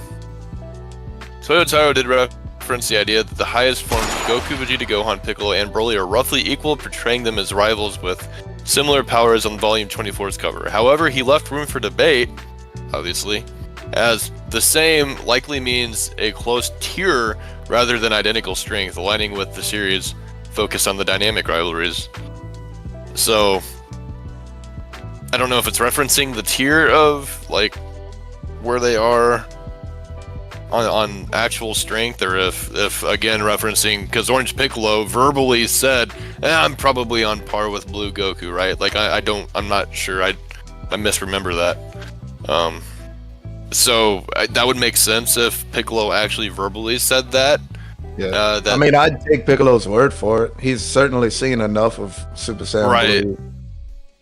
So with that, I mean, could have been lost in translation if equal or But- the same And at the doesn't same necessarily time, mean equal, or I don't know. if Orange Piccolo, you know, if he did say that, if I'm on par with Super Saiyan Blue, well then he's not on Instinct and Ultra Ego. Right. That's you know, in that, if that was the case, then Goku wouldn't have needed Ultra Instinct to beat Jiren. But with the Saiyans all branching out away from Super Saiyan and following their own transformations, like it would be weird, especially with Orange Piccolo in the mix now, right? Like they're all branching out, so like all of the strengths of each individual like transformation might be separate from the others, and I don't know. It's getting weird, man. Yeah. Because you would assume with, I mean, even when they had the same transformations, right? It's all just multipliers of the base level. So like if Goku had a higher base power level than Vegeta, but they both went Super Saiyan 3, Goku obviously would still be stronger, even almost exponentially, just because of the blueprint, right? Mm-hmm. So it's hard to really say anything, any power or transformation would be stronger than the others. Yeah. Something that did come to mind to me is though, we said like he's at Super Saiyan Blue level, but like Super Saiyan Blue level of now versus Super Saiyan Blue of Super is two different things. Right. Just because you remember, you know, Goku. Well, I think he had to go Super Saiyan Blue to defeat the Akai Ball, but like Goku's base was super high at that time before the Tournament of Power, but the pregame of it. So like Super Saiyan Blue of now is a lot different. What does that mean in the context of UI? I mean, UI is, to me, it's a transformation, but it's also a technique. And the white hair version of it in itself could just be Super Saiyan Blue added into UI itself. That's a debate for another time. He might be talking about current Goku. Goku's Super Blue. UI is Super Blue. Crap. Damn, bro. It's just so weird putting Orange Piccolo up there with like Ultra Instinct Goku, in my opinion. Like okay, like Beerus has the Ultra Ego on like nonstop, and like Goku had going into Ultra Instinct like had like Beerus shook, bro. Like they stated, like, dude, like even Beerus has been working on trying to perfect his form. Like it's gotta be a top-notch form, you know, Ultra Instinct. And for just Orange Piccolo just to be like, hey Shenron, can I get some more power, please? And now he's up there with Ultra Instinct. Oh my god, bro. If he really is up there with Ultra Instinct, yeah, you guys are right. Executed very poorly on that. And how would Shenron Listen. even be able to grant such power when time and time again we've seen Shenron not be able to things, you know? You cut out, but I understood what you said. Like he can't like kill villains that are stronger than Shenron, you know? Yeah. But he can Creation's grant- not the same as his name is Death, so it may be creating more power. I mean, again, I'm brought back to the idea that the granola arc happened. A guy wished for power and he got it. And so it's like, if that can happen, now we got a possibility of Shenron doing it as well. I don't know. You saying Shenron can grant open. himself more power? No, I'm saying the granola arc stated that you could wish for more power, and I think Granola wished to be the strongest person in the universe. If Piccolo were to wish for power, with the context that the granola arc did happen, it's possible that Shenron could give him a large boost of power, especially because of the idea that we saw the Guru and the other Namekians give a boost of power. But the Namekians are not the same thing as a Dragon Balls infused dragon, if he is technically a god, boosting your power. That's an entirely different ballgame. So Right. what is the levels of a creator dragon's power when it comes to giving someone else power? That's a whole different ballgame than just saying I'm gonna kill him. I would imagine the only explanation would be able to give on that is for Shenron to be able to grant that type of power, Shenron would have to draw power from like whatever higher dragon, like the dragon from the Super Dragon Balls or some shit. Mm-hmm. I mean, you would imagine they're He connected. does look like They're it. all Namekian creations. So Mhm.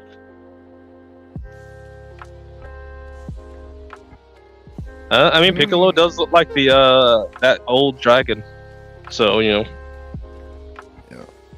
not too far fetched. he's Man, orange. I still don't even like the idea of that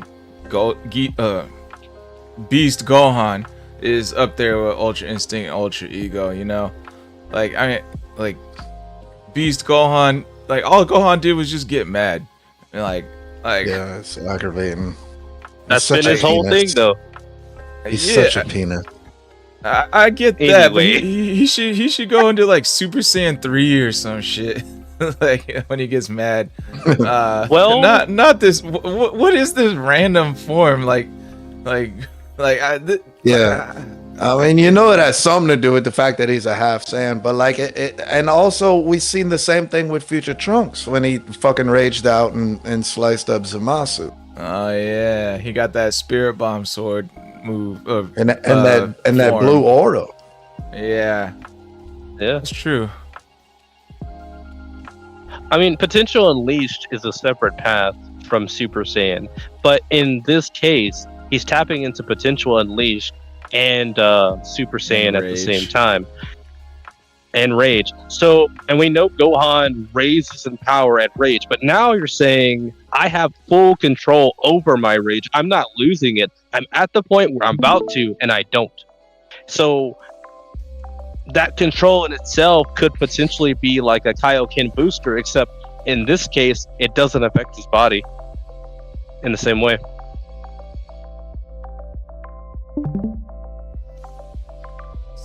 Gohan's untapped power hype since the Cell Saga will eventually outshine Goku and Vegeta, his hybrid Saiyan human genetics, and moments like Ultimate Gohan or Beast Gohan. Dragon Ball superhero suggests he's destined for greatness. Evidence: Gohan's rage, Raditz Cell, and Elder Kai's unlocking of his potential shows he's unique. Toriyama's focus on him in recent movies support this. Counterpoint: Gohan's focus on academics and inconsistent training make it hard to believe he'll stay ahead of Goku's divine forms. Heat level very heated as Gohan fans clash with those who think he's been sidelined for good. I mean, yes, like I agree. Like he was supposed to be like what the story took over, like called? Like if Goku Main dies off or protagonist. whatever. Yeah, he was supposed to be the main protagonist, but the fans like Goku so much that he, like, what's his name? Toriyama was forced to put Goku back in the spotlight. So I don't know if like he's supposed to be stronger than Goku eventually. But I just don't know if that'll actually be the case. Well, and it goes against everything that Dragon Ball really is. You train to get more powerful. You work hard and you train, and the fruits of that labor is your new power. And then here we have Gohan just, well, I mean, my dad's powerful and the writers want me to be powerful too, so you know, I'm powerful too now because I'm mad and I'm a fucking loser.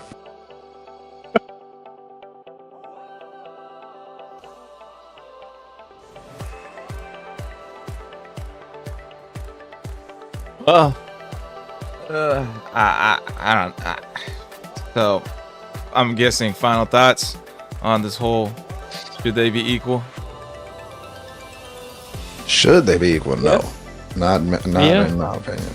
Yeah. Yeah. I mean, it's the best thing that could happen to Dragon Ball yet. It's the No. best thing. So yeah. We Should would be everybody just go to way minimum too wage? stacked. Yeah. Okay, Dad, calm down with the taxes. Can we just even everybody out across the board? Effort Yeah, no. effort taken out of the equation. Absolutely not. I mean, Well, I'm just gonna wish myself stronger with Exactly. the Dragon Balls. what? Why are we watching the show at that? You know, they're not overcoming any adversity. They're not. It's just things being given to them. And also, I don't. My final thoughts. No, they should not be equal. We'd be incredibly too stacked. We saw a not mastered Ultra Instinct Goku going toe to toe. I'd even say getting the upper hand on Jiren. And so now we have a more powerful version of that, equal with Ultra Ego Vegeta, and you're telling me also equal with Broly and equal with Orange Piccolo and equal with Gohan. You know, we're the strongest fucking universe by a landslide, if that's the case. We should be fighting Zeno at this point, if that's the case. Now hold on. They've introduced the idea of a villain getting stronger while the protagonists are getting stronger. If this was the old With Dragon Hit. Ball, yeah, 100%, I could see it. But they're deciding, hey, Frieza, you're gonna have to keep training because these guys will catch you. So if they're gonna do that with Frieza, they might do it with a future villain. Jiren might become way more stronger than what we see now. We don't even know how his power works. We just know this guy got so strong, he about killed everybody. Because so- he was mad. Nothing stopping. Yeah, Yeah, nothing 'cause he had stopping Sasuke's this backstory. new idea. Nothing stopping this idea. If this was before Frieza's change, I could see what you're talking about. But because they decided to do this, they're committing to a new idea that says our villains need to grow with our heroes. And if that's the Yeah. case, it does. We saw This it kind of with needs to happen. Frieza. Otherwise, We once they also saw die, it it's with over. Hit. Mm-hmm. You know, Hit started using Goku to train in the middle of their. And I mean, also, you know, look at the Universe 6 Saiyans as well. You know, or even just look at all of Universe 6. And we already brought up Hit, but how does Frost feel about what happened to him? You know, I mean, I don't basically imagine living in the sewer when they found him for the Tournament of Power anyway. Like, dude was down bad. Who? Frost. But he had Yeah, a he was like he a had fucking he had a emperor. taste of what Frieza was. He had a Yeah. taste of Frieza. He's a new man. and He's a whole new I man. You know. I wouldn't also wouldn't leave it at just Jiren. I mean, I don't imagine Topo is just gonna accept, oh, Vegeta beat me and this is the pinnacle of my strength, you know. Dispo's a cocky Dispo? motherfucker. I'm sure Dispo is feeling some type of way, you know. He looks like Beerus. Especially because his speed did not save him. His speed did not save him there. He's gonna know No. that. There's no way he does That that. was also Fastest in the terrible universe. fucking writing. That he was using sound to overcome fucking speed and shit. So we're traveling faster than light. Sound doesn't travel at light. It's way slower than light. Like the whole thing is stupid. But Yeah. personally, you know, I certainly would love to see these other universes get a lot stronger, and you know what? I definitely would not be okay with the Universe 6 contenders coming up right on us and being like, you know, I would keep Orange Piccolo and Beast Gohan lower than us to be equal with what we're gonna see from Universe 6. Not the same as all of us. Right. Hey, I'm probably gonna have to bounce. I gotta get my kids ready for bedtime. That way, Jensen can do school tomorrow. Lacey's needing me too, so. All right. Shout out your platforms one last time for the chat. Alrighty, I can do that. Everybody come check me out, Brockstrap55 on YouTube, Rumble, X, and Facebook.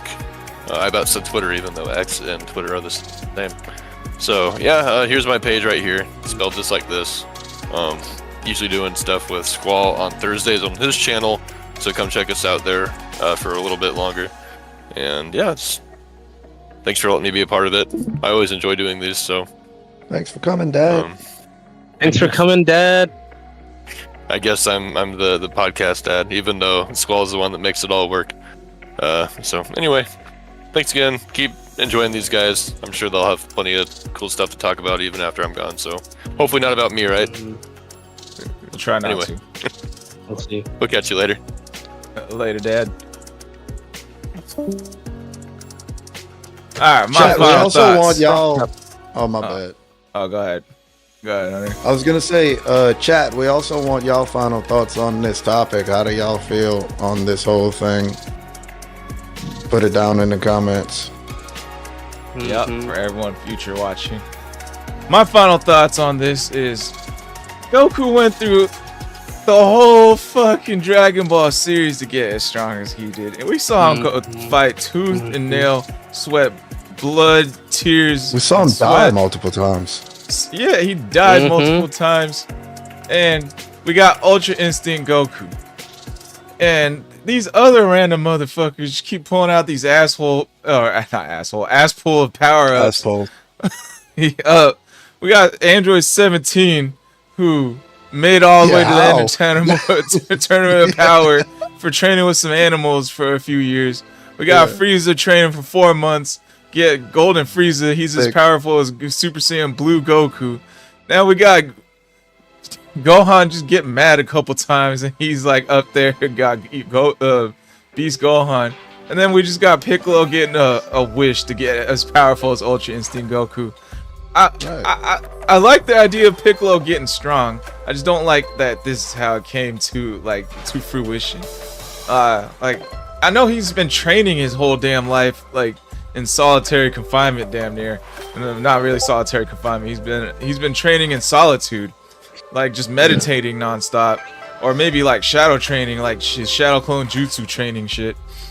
But like we don't really even see any results every time. Like even though he's been training, like even Tien has been training like nonstop, and he's still down there at the bottom. You know, like that's like realistic, like or not realistic, but like at least show some sort of fruition with their training, like it does with like Goku or someone, you know, or Vegeta. Like even Vegeta's been nonstop training the whole time. We see like him finally getting some results. He's always right there with Goku and stuff like that. Like it should be something like that, you know, not these ass pull power ups that always be going on. So I don't really agree with it. I think like Super Saiyan Blue is the level of Orange Piccolo. I like that theory, because then that makes it not so much of a bullshit like take, you know, in my opinion. That's my final thoughts.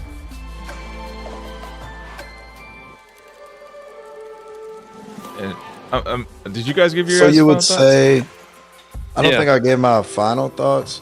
So Squall, you would say that because of all this, you have more respect for Vegeta than the other characters. You would. that would be your take.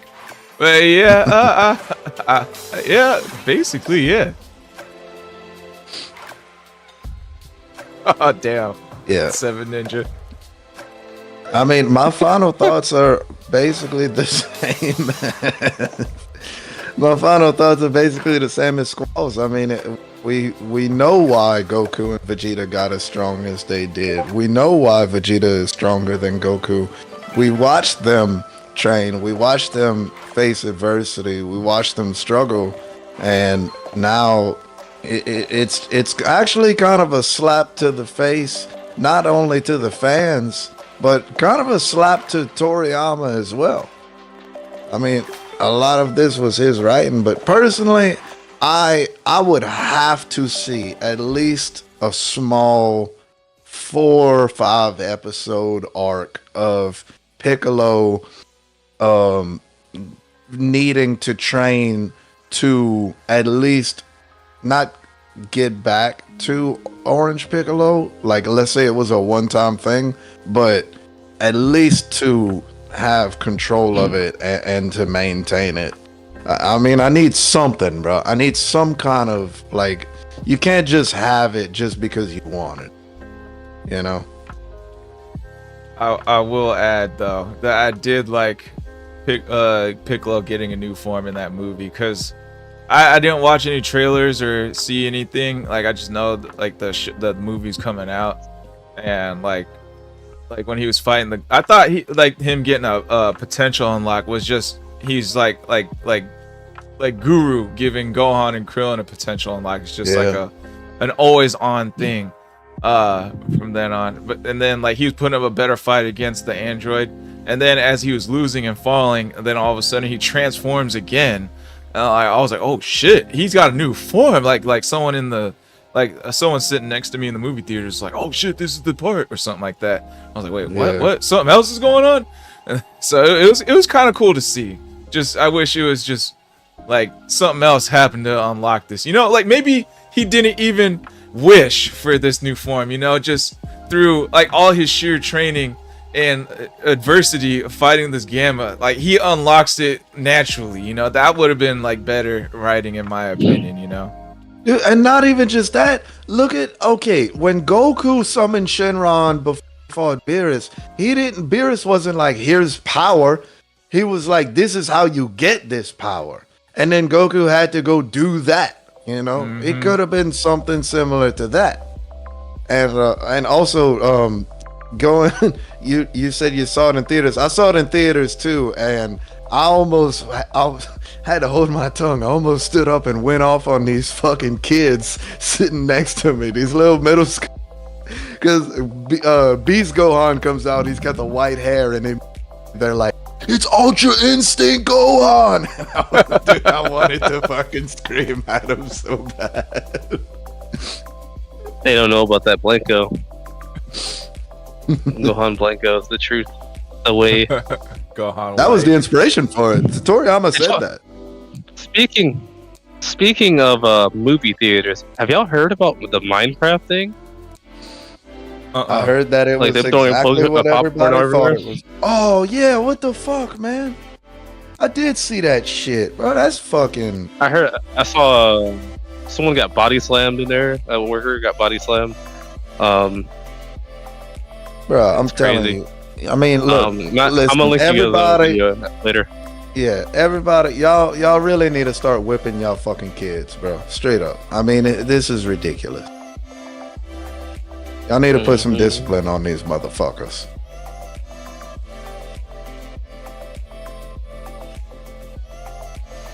Alright, so last topic, Charm City. Actually, hang on, I didn't play a segment 3 video.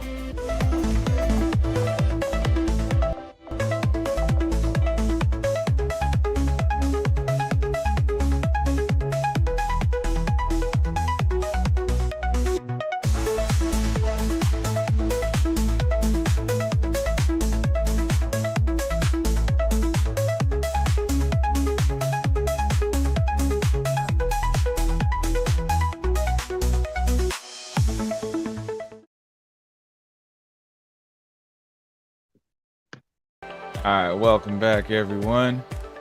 So, let's see, Charm City says, he also just chatted just now, maybe they focus on one of the couple dozen movies or a specific character, a Brawly, King, Vegeta, or Young Vegeta, or Bardock series. But, I'm kind of Dude, I think he was talking about whenever I brought up an arc showing Piccolo having to maintain. I would take a movie instead of an arc. I'd rather a movie actually instead of an arc. I want to see Piccolo and Gohan training to get back to those forms that they experienced in that fight. Alright, here we go. Here is his topic. If Netflix secured the rights to Dragon Ball for an hour-long episode series, 5 to 7 seasons, like they did the Avatar, where should episode 1 start? Let's see. We can start with 7 Ninja, and then Hunter, and then I'll go last. Or should episode 1 start for Dragon Ball or Dragon Ball Z? I'm guessing he's counting as like the whole Dragon Ball series. It should start at the beginning when Goku hits his head. Yeah, That's the whole reason he's the good guy. He has to be there. Well, we don't actually know that. I mean, he's a baby, right? He might have Saiyan tendencies, but he's still a baby, so I don't know. I mean, if we're no, never mind. It's still your turn. But no, you can go ahead. Go ahead. Yeah, no, I was just gonna Let's say start that if we're gonna choose our own starting point instead of going with what we have, then I would actually say go before it and see, you know, what we saw in the Broly movie where, you know, Bardock finds out Frieza's coming and sends Goku off and stuff like that. Start it right there, I would say. But I also do want to say, I know it kind of doesn't go with it, but Dragon Ball is bigger than Netflix. Netflix should not have Dragon Ball. Netflix have an Avatar. Neither Disney. But Avatar is nowhere near as big as Netflix. But Netflix is nowhere near as big as... It's a fucking landslide difference. Mm-hmm. What's more? I'm thinking like 2 starting points. Either start it where Raditz is introduced, or start at the beginning, like very beginning of Dragon Ball. Like, I think both would be good starting points, because Dragon Ball Z started where Raditz was introduced, and it all got us hooked. Like, obviously, like after watching it after so like when you're first into it, like you're just like, oh man, this is cool. Lots of fighting, flashy lights. They kind of, and they give you enough, like, oh, these guys are friends, oh, these are the enemies, oh, there's more stuff that happened in the past, but I don't know what it is, but I still love it, you know. You can kind of get a good general sense of story of what's going on starting from Z. But of course, like I feel like to be the ultimate training thing, like he says only 5 to 7 seasons though to tell the whole story, but hour-long episodes. And I'm guessing 12 episodes. I would say, you know, if you're gonna start it with like baby Goku and shit, you have to rush through Dragon Ball, and that's fine because you can keep the parts of Dragon Ball with Piccolo, the parts with Tien. We don't have to touch a lot of base on Yamcha because we barely ever see him in Z anyway. But yeah, Dragon Ball can be rushed through. The whole Dragon Ball in hour-long episodes doesn't even... The end of that season could be the cliffhanger when Raditz shows up. You know? In my opinion. Yeah. Definitely the first couple of seasons. I would actually like to see... I'd like them to follow... I'd like to see Goku's story, but I'd actually like to see them focus like a... Maybe they started off, Goku hits his head, and we follow Goku's story, we follow Broly's story, and we follow Vegeta's story. Now, Broly's not going to matter for like a while, but like the closer we get to Super, you know, that's when we start seeing more and more. Right. But I'd like to see what it looks like for Broly to grow up on a different planet. We hear about some stuff from the Broly movie, but I'd like to see what happens to him, how he becomes the guy he is. I want to know what Vegeta's like, outside of Goku, outside of what's he like in the Frieza Force? How is he treated? We have some filler episodes, but I want to know what's really going on with Vegeta there. And we could still follow Goku's story, but it'd just be one of those moments where it's like something happens with Goku, and we flash over to Vegeta, or we flash over to Broly, and Broly could literally just be they go from Goku's fighting a green pterodactyl, and then it shows transitions to him meeting what was the name of that big green thing that Broly was friends with? It doesn't matter. Regardless, it transitions to him. Yeah, it transitions to that green thing, and so we get to see them. We get to see him become the Broly we know. We get to see Vegeta become the Vegeta we know, and I'd love to follow.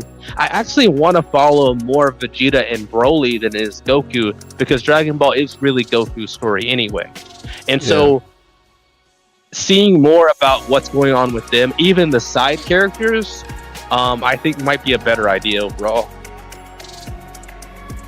I like it. Yeah, I like that idea. I think, if we're starting way back at that point, episode 1 being just we see how Goku left Planet Vegeta, how Vegeta left Planet Vegeta, and how Broly left Planet Vegeta, and then like the end of that episode being Bardock dying against Frieza and Planet Vegeta getting blown up. Yeah, I like your guys' ideas a lot. I think first season should definitely be collect all the Dragon Balls, and then the end of the season should be like the end of the tournament, the first world tournament. Second season, and then like a little teaser at the end of season 1 introducing Broly and Vegeta, and then season 2 should be like the rest of Dragon Ball, like the tournament power, not tournament power, the world tournament against Tien, with like little B plots, C plots of Broly and Vegeta, whatever they're doing, and then the end of like season 2 should be like when Goku defeats Piccolo in the world tournament, and then like a little teaser of Raditz touching down on Earth, and then like season 3 should be like Saiyan Saga, Namek Saga, and then like season 4 should be Cell Saga. Yeah, I think I'm rushing through it too quick. No, not really, because I would certainly separate Cell Saga into a different season than the others, because we start to see more of Gohan like that, and but also like, how cool would it be to see Kid Vegeta and Nappa work Frieza, some of the things that they've gone through, and actually build up, the power of the Frieza Force, watching how strong Zarbon and Dodoria is, and the fear that the Ginyu Force has, and why they have such, why people fear them so much, things like that. Yeah. I don't think they need to hit Daima, but I think it would be kind of cool to see.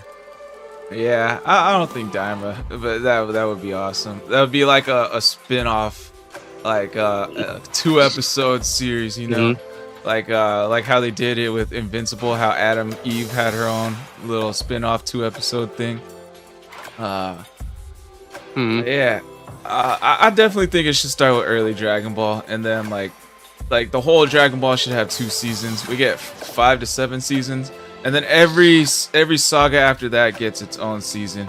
Like Saiyan Saga gets a season, Namek Saga gets a season, Cell Saga gets a season, Majin Buu Saga gets a season.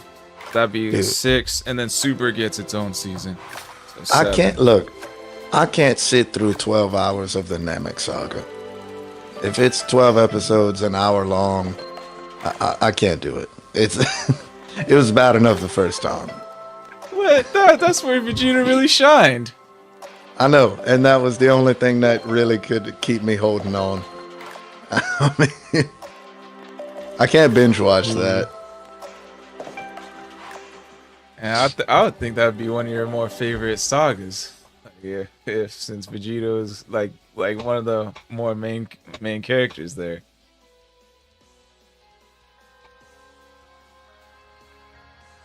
If the Namek saga would focus a lot more screen time on Vegeta and what he's doing and shit, maybe. But at the same time, bro, like 12 hours of running around waiting for Goku, and then like, oh man. Vegeta kicking Kui's ass, Vegeta kicking Dodoria's ass, Vegeta kicking Zarbon's ass, going toe to toe with Frieza, first form. Getting back shots from Frieza. You know the funny thing I is, didn't want to bring that up. I know you're playing me, but you're right. I'm not playing you. I'm being for real. Nah, I like your first ideas. You know, mix the Sand Saga and the Namek Saga into 12 hours. You can consolidate it. I mean, Team 4 in 12 hours, and that show was great. Team 4 Star is a phenomenal show. Okay, so Saiyan Saga, Namek Saga in the 3rd season, Cell Saga 4th season, Majin Buu Saga 5th season, and Dragon Ball Super in the last 2 seasons. Yeah, I can see the Cell Saga being its own season because there's a lot that goes on in that. I mean, we have the androids, you know, we have imperfect cell, semi-perfect cell, perfect cell. We got training in the hyperbolic time chamber. There's a lot of different shit that goes on instead of just there's this one. We didn't know who the main fucking how long, you know, like. Wait, you cut out. We didn't know who what.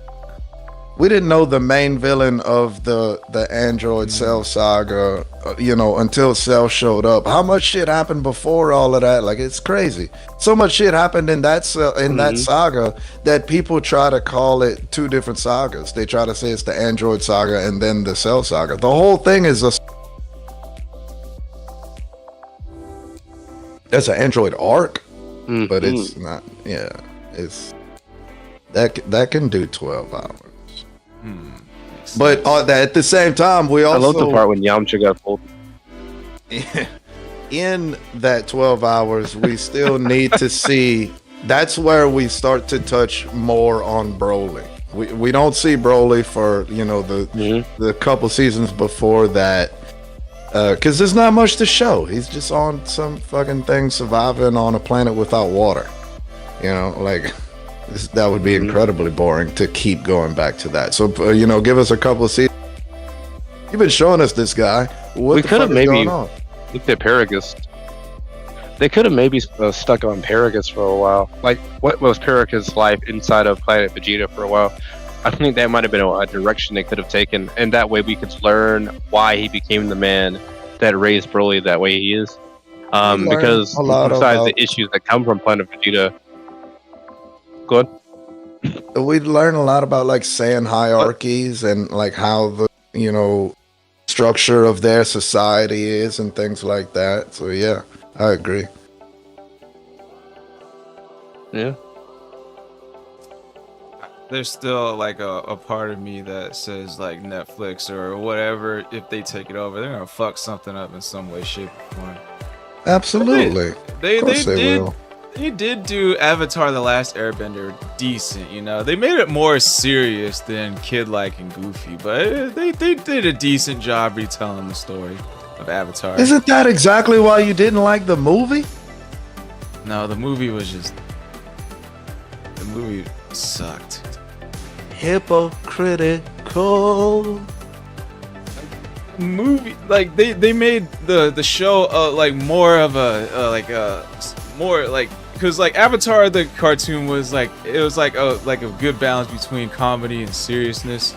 Like like the whole tone of the show and Netflix was just more kind of seriousness, but like they just made the movie just made the show into like sad for like unnecessarily sad for no reason. Like you had Aang over here always like looking like he's about to cry for whatever reason.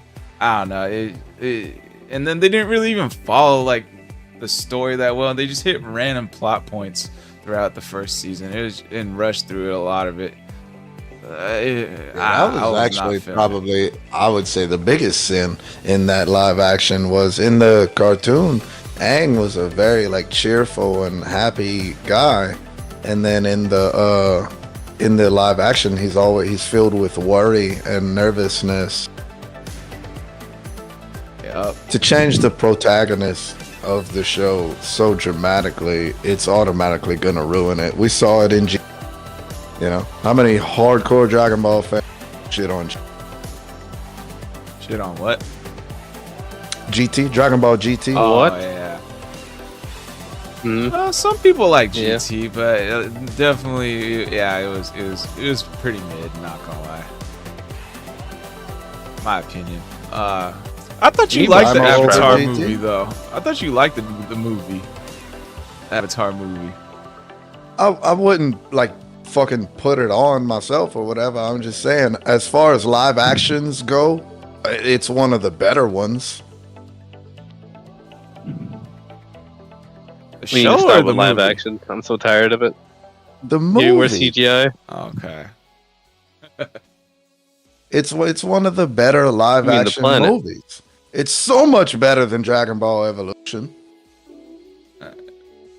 They were both pretty bad in my opinion. Like they were pretty bad. I remember like when the movie for Avatar first came out, like before it came out, like the director was like, oh yeah, I have a great ending that's gonna have you guys all like hitting the edge of your seats.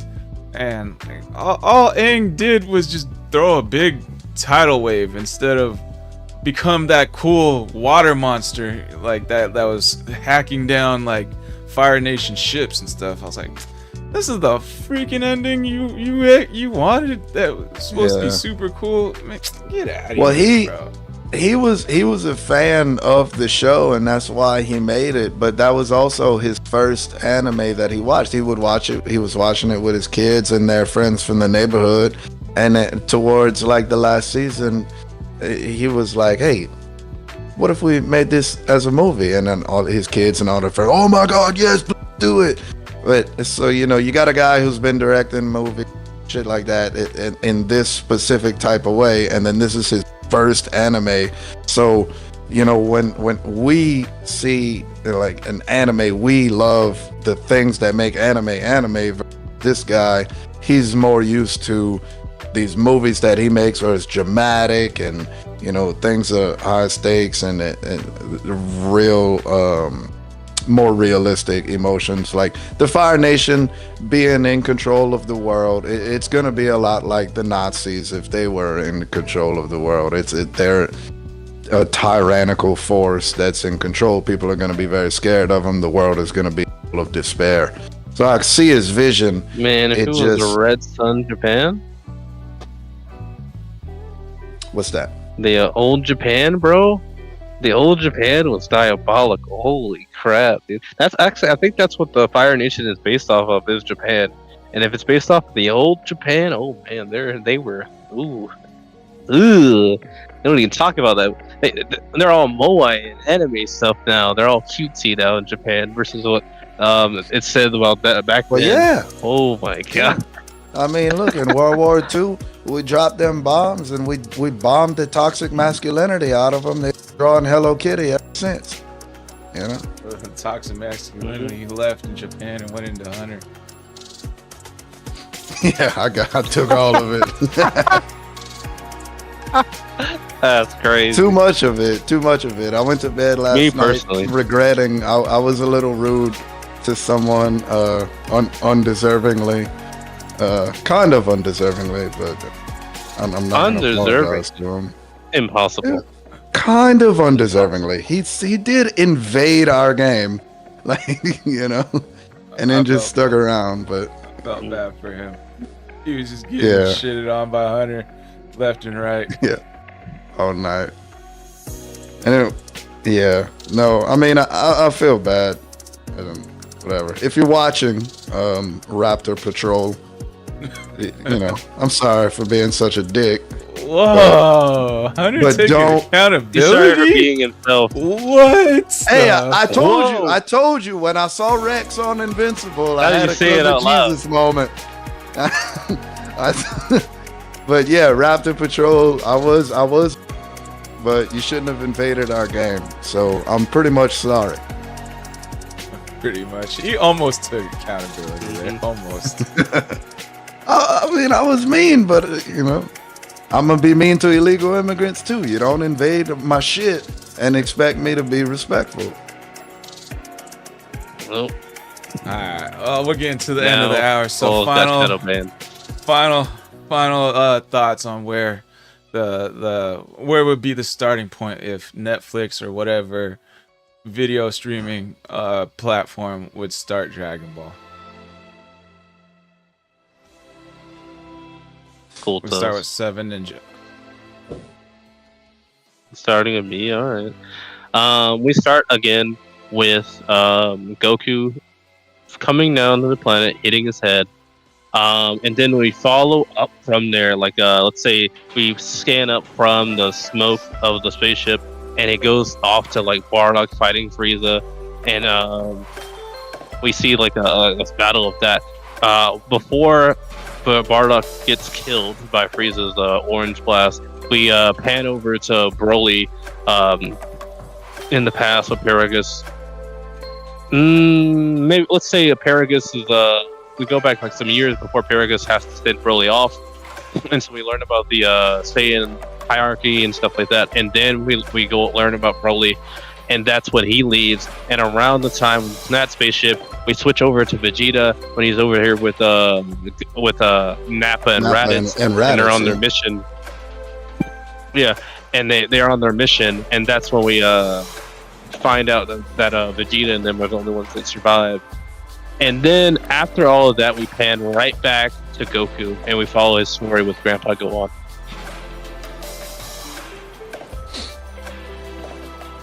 All right. I disagree. I mean, you know, we all had a semi-heated debate earlier on the biggest, most impactful villain. So I do believe the first episode should be the entire hour of the first episode should be the events leading up to the destruction of planet Vegeta, centering around three main protagonists being Kakarot, Vegeta, and Broly.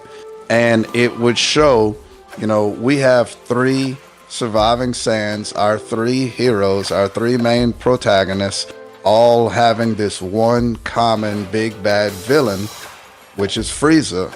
And so I would say the end of the first episode would be Bardock and Planet Vegeta getting destroyed by Frieza.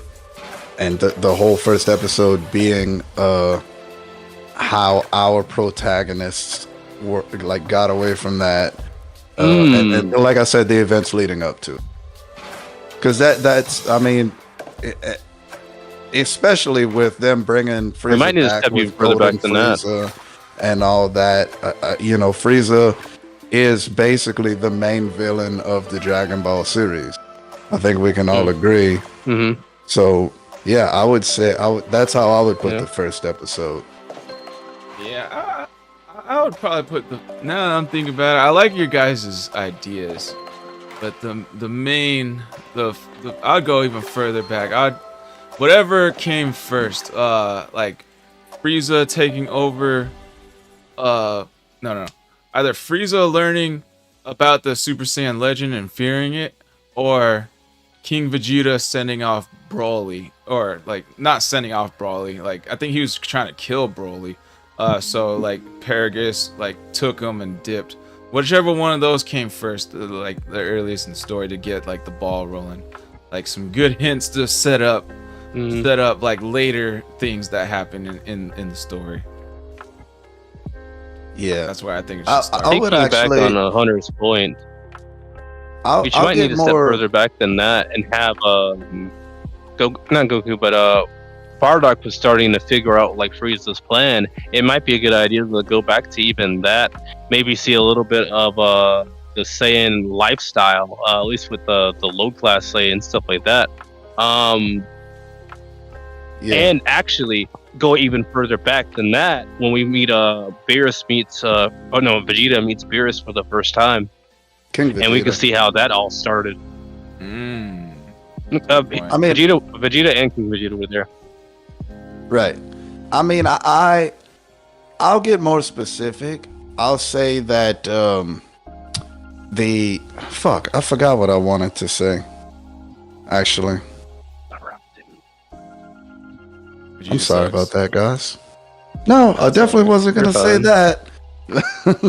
No, yeah, now okay, I remember now. I'll get more specific. I'll say the opening scene of the first episode should be King Cold and Frieza touching down on planet Vegeta like they did in the Broly movie, saying, "Hey, y'all are he's in charge now. My son's in charge now," and you know those things. And then we cut to Bardock is like on a mission or some shit, whether it's at the same time or a little bit before. And we get some good action from that, and you know we see Bardock getting the weird psychic shit and learning Frieza's coming and he's gonna destroy planet Vegeta. And then we see why we see Beerus telling or giving Frieza the green light, like, hey, you go ahead and destroy this. And then after that introduction, we see Beerus having that dinner with King Vegeta and shit like that. And we'll see a lot of Saiyan hierarchy, we get emotionally connected to Saiyans themselves because that's our main protagonist anyway. And this whole time we're seeing our main villain, Frieza, getting his orders from a god. So obviously this dude is fucking top tier villain, right? And like I said, the end of the episode being Bardock trying to liberate the Saiyans and failing.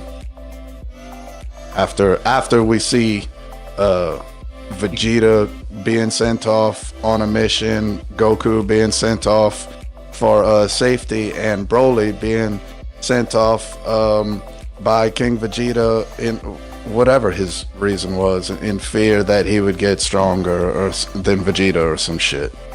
Broly is a case of the world against him. So there's a lot that you can do to get the fans connected to Broly. It's he's a very innocent guy that bad shit happened to him just because of who he is. So yeah, that's how I would put it. Makes sense. Very good points. Plot points. All right, now we're getting to the outros. You guys know the deal. Plug your socials. Announcements again. Favorite part of the podcast. And the outro question I'm going to come up with is favorite Vegeta moment. Let's see. So I am SquallRush, gamer, podcaster, and anime enthusiast. All that good stuff. Hit the Linktree. Linktree/SquallRush. Have tons of different platforms I'm on. So if you're on other platforms, check me out. Let's see what else. Announcement. I did create that Death Note video of exposing a possible plot hole in what's it called? That anime. Oh, maybe plot hole is the wrong word. Just a possible thing that should have happened that I wanted to expose. I got some Pokemon TCG Pocket videos coming out, and favorite part of the pod was probably, let's see, I'm gonna go with that your guys' parts. Supreme Kai one was a good, interesting topic, and like Toyotaro coming up with that blasphemy was fun to talk about. And that's That's it on my end. Oh, and favorite Vegeta moment for me was when Bulma said, "I'm not gonna take a bath with you anymore." Oh, He ran fuck back you. like a little girl. Fuck you. Amazing, loved it. Oh shit. Yes. All right, go ahead, Hunter. All right, everybody. It's Secret Code Sauce. You can find me on TikTok, Twitch, and Wrist Flip Rumble. Let's see. My favorite part of the podcast tonight. When we were discussing my topic, we really were able to dive into our creative juices on that one. I think we have some good points, and somebody in the chat should send this to Toyotaro to show him how to explain some of this shit, because we're doing a much better job than he is. But yeah, that was my favorite part of tonight's podcast.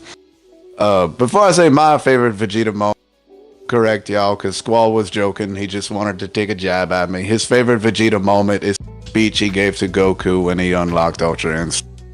But my favorite Vegeta moment is when he fought Topo, when he went Super Saiyan Blue 2. That I had real chills and goosebumps watching that shit. It was amazing. So that's my final thoughts and outro. Go ahead, Ninja. Alright. I'm 7 Ninja 7. You can find me at Game Jolt, MeWe, and Rumble. Let's see. Favorite part of the podcast has to be when we were describing why Frieza is a better villain. I felt pretty good about that. My correct answer, alright, Irvi, I am the voice of reason. Regardless, my favorite Vegeta moment has to be when he gets folded by Android 18, she breaks his arm, stuff like that. No, I'm just here to mess with Cold Sauce. No, my favorite moment has to be when he is in his Majin state and his son Trunks comes up to him and he's like, I've never even held my own son. And so he's coming with the idea that, he needs to be a better dad. And so, yeah, I like that moment for the most. Yeah, the whole Majin Vegeta. I mean, we were all glued to with Majin Vegeta. Everybody remembers that. That was a really good choice. Yep. Luckily, none of the World Tournament audience remember Majin Vegeta. Of course, how can they? From the afterlife? Like, I think they brought them all back, but erased their memories. Luckily.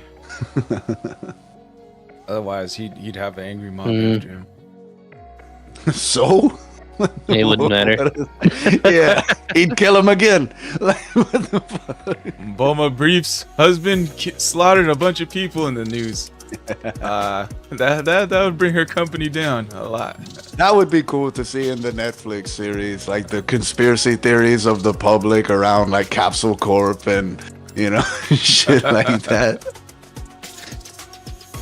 Capsule Corp would be like BlackRock in real life. Alrighty, guys, that was the Great Nimbus Probably Debates are, Dragon Ball right? Z podcast. Thank you guys for being here. Thank the panel. Love you guys. We'll catch you all in the future. Oh, and check out Misfit for the raid on Rumble side. Peace out, y'all.